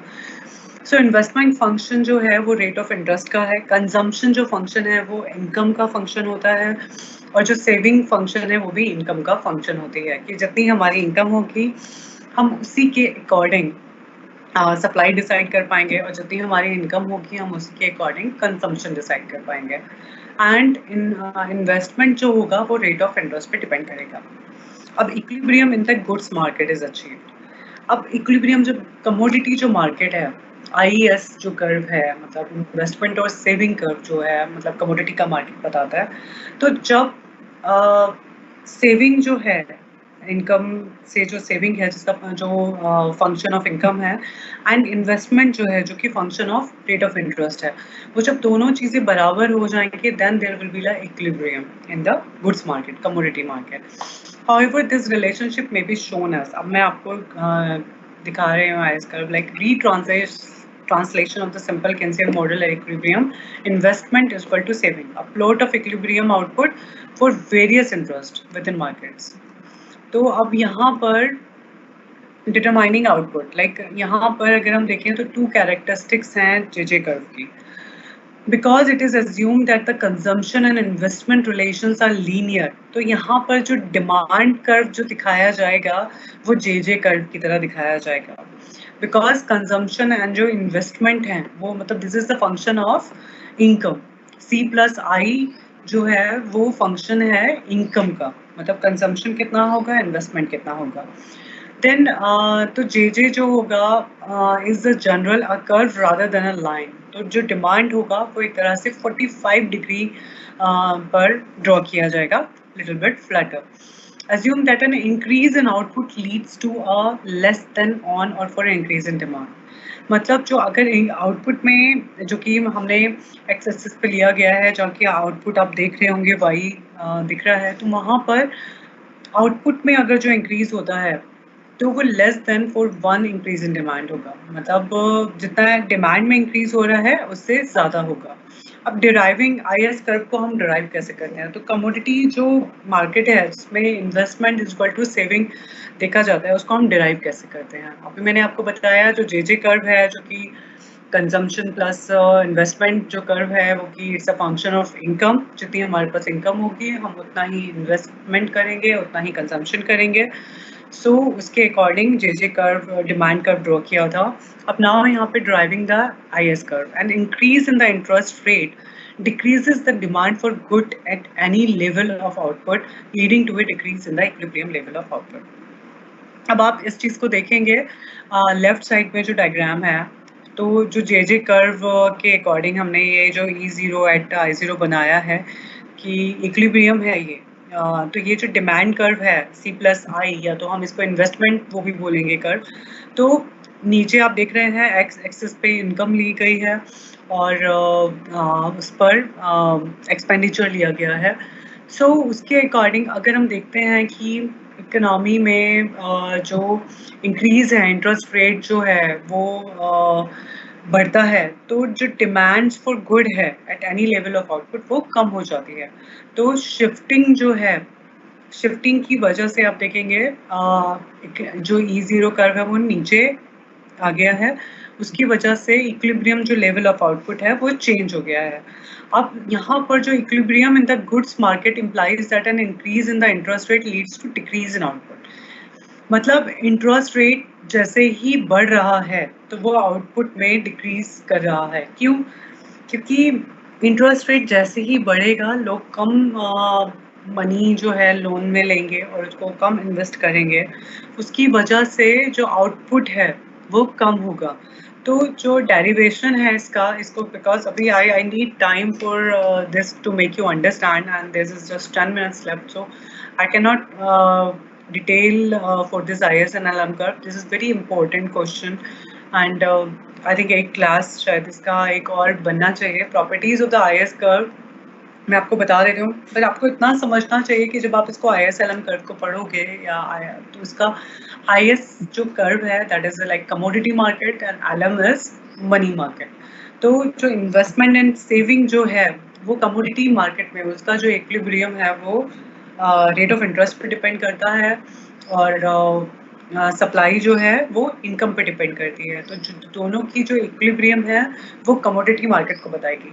और जो LM कर्व है चेक जो मनी का कर्व है तो वो मनी सप्लाई और मनी डिमांड में जो इक्विलिब्रियम है वो मनी मार्केट के इक्विलिब्रियम को दिखाएगी। So properties of a IS curve is increase, decrease in autonomous expenditure will shift the IS curve rightward or leftward.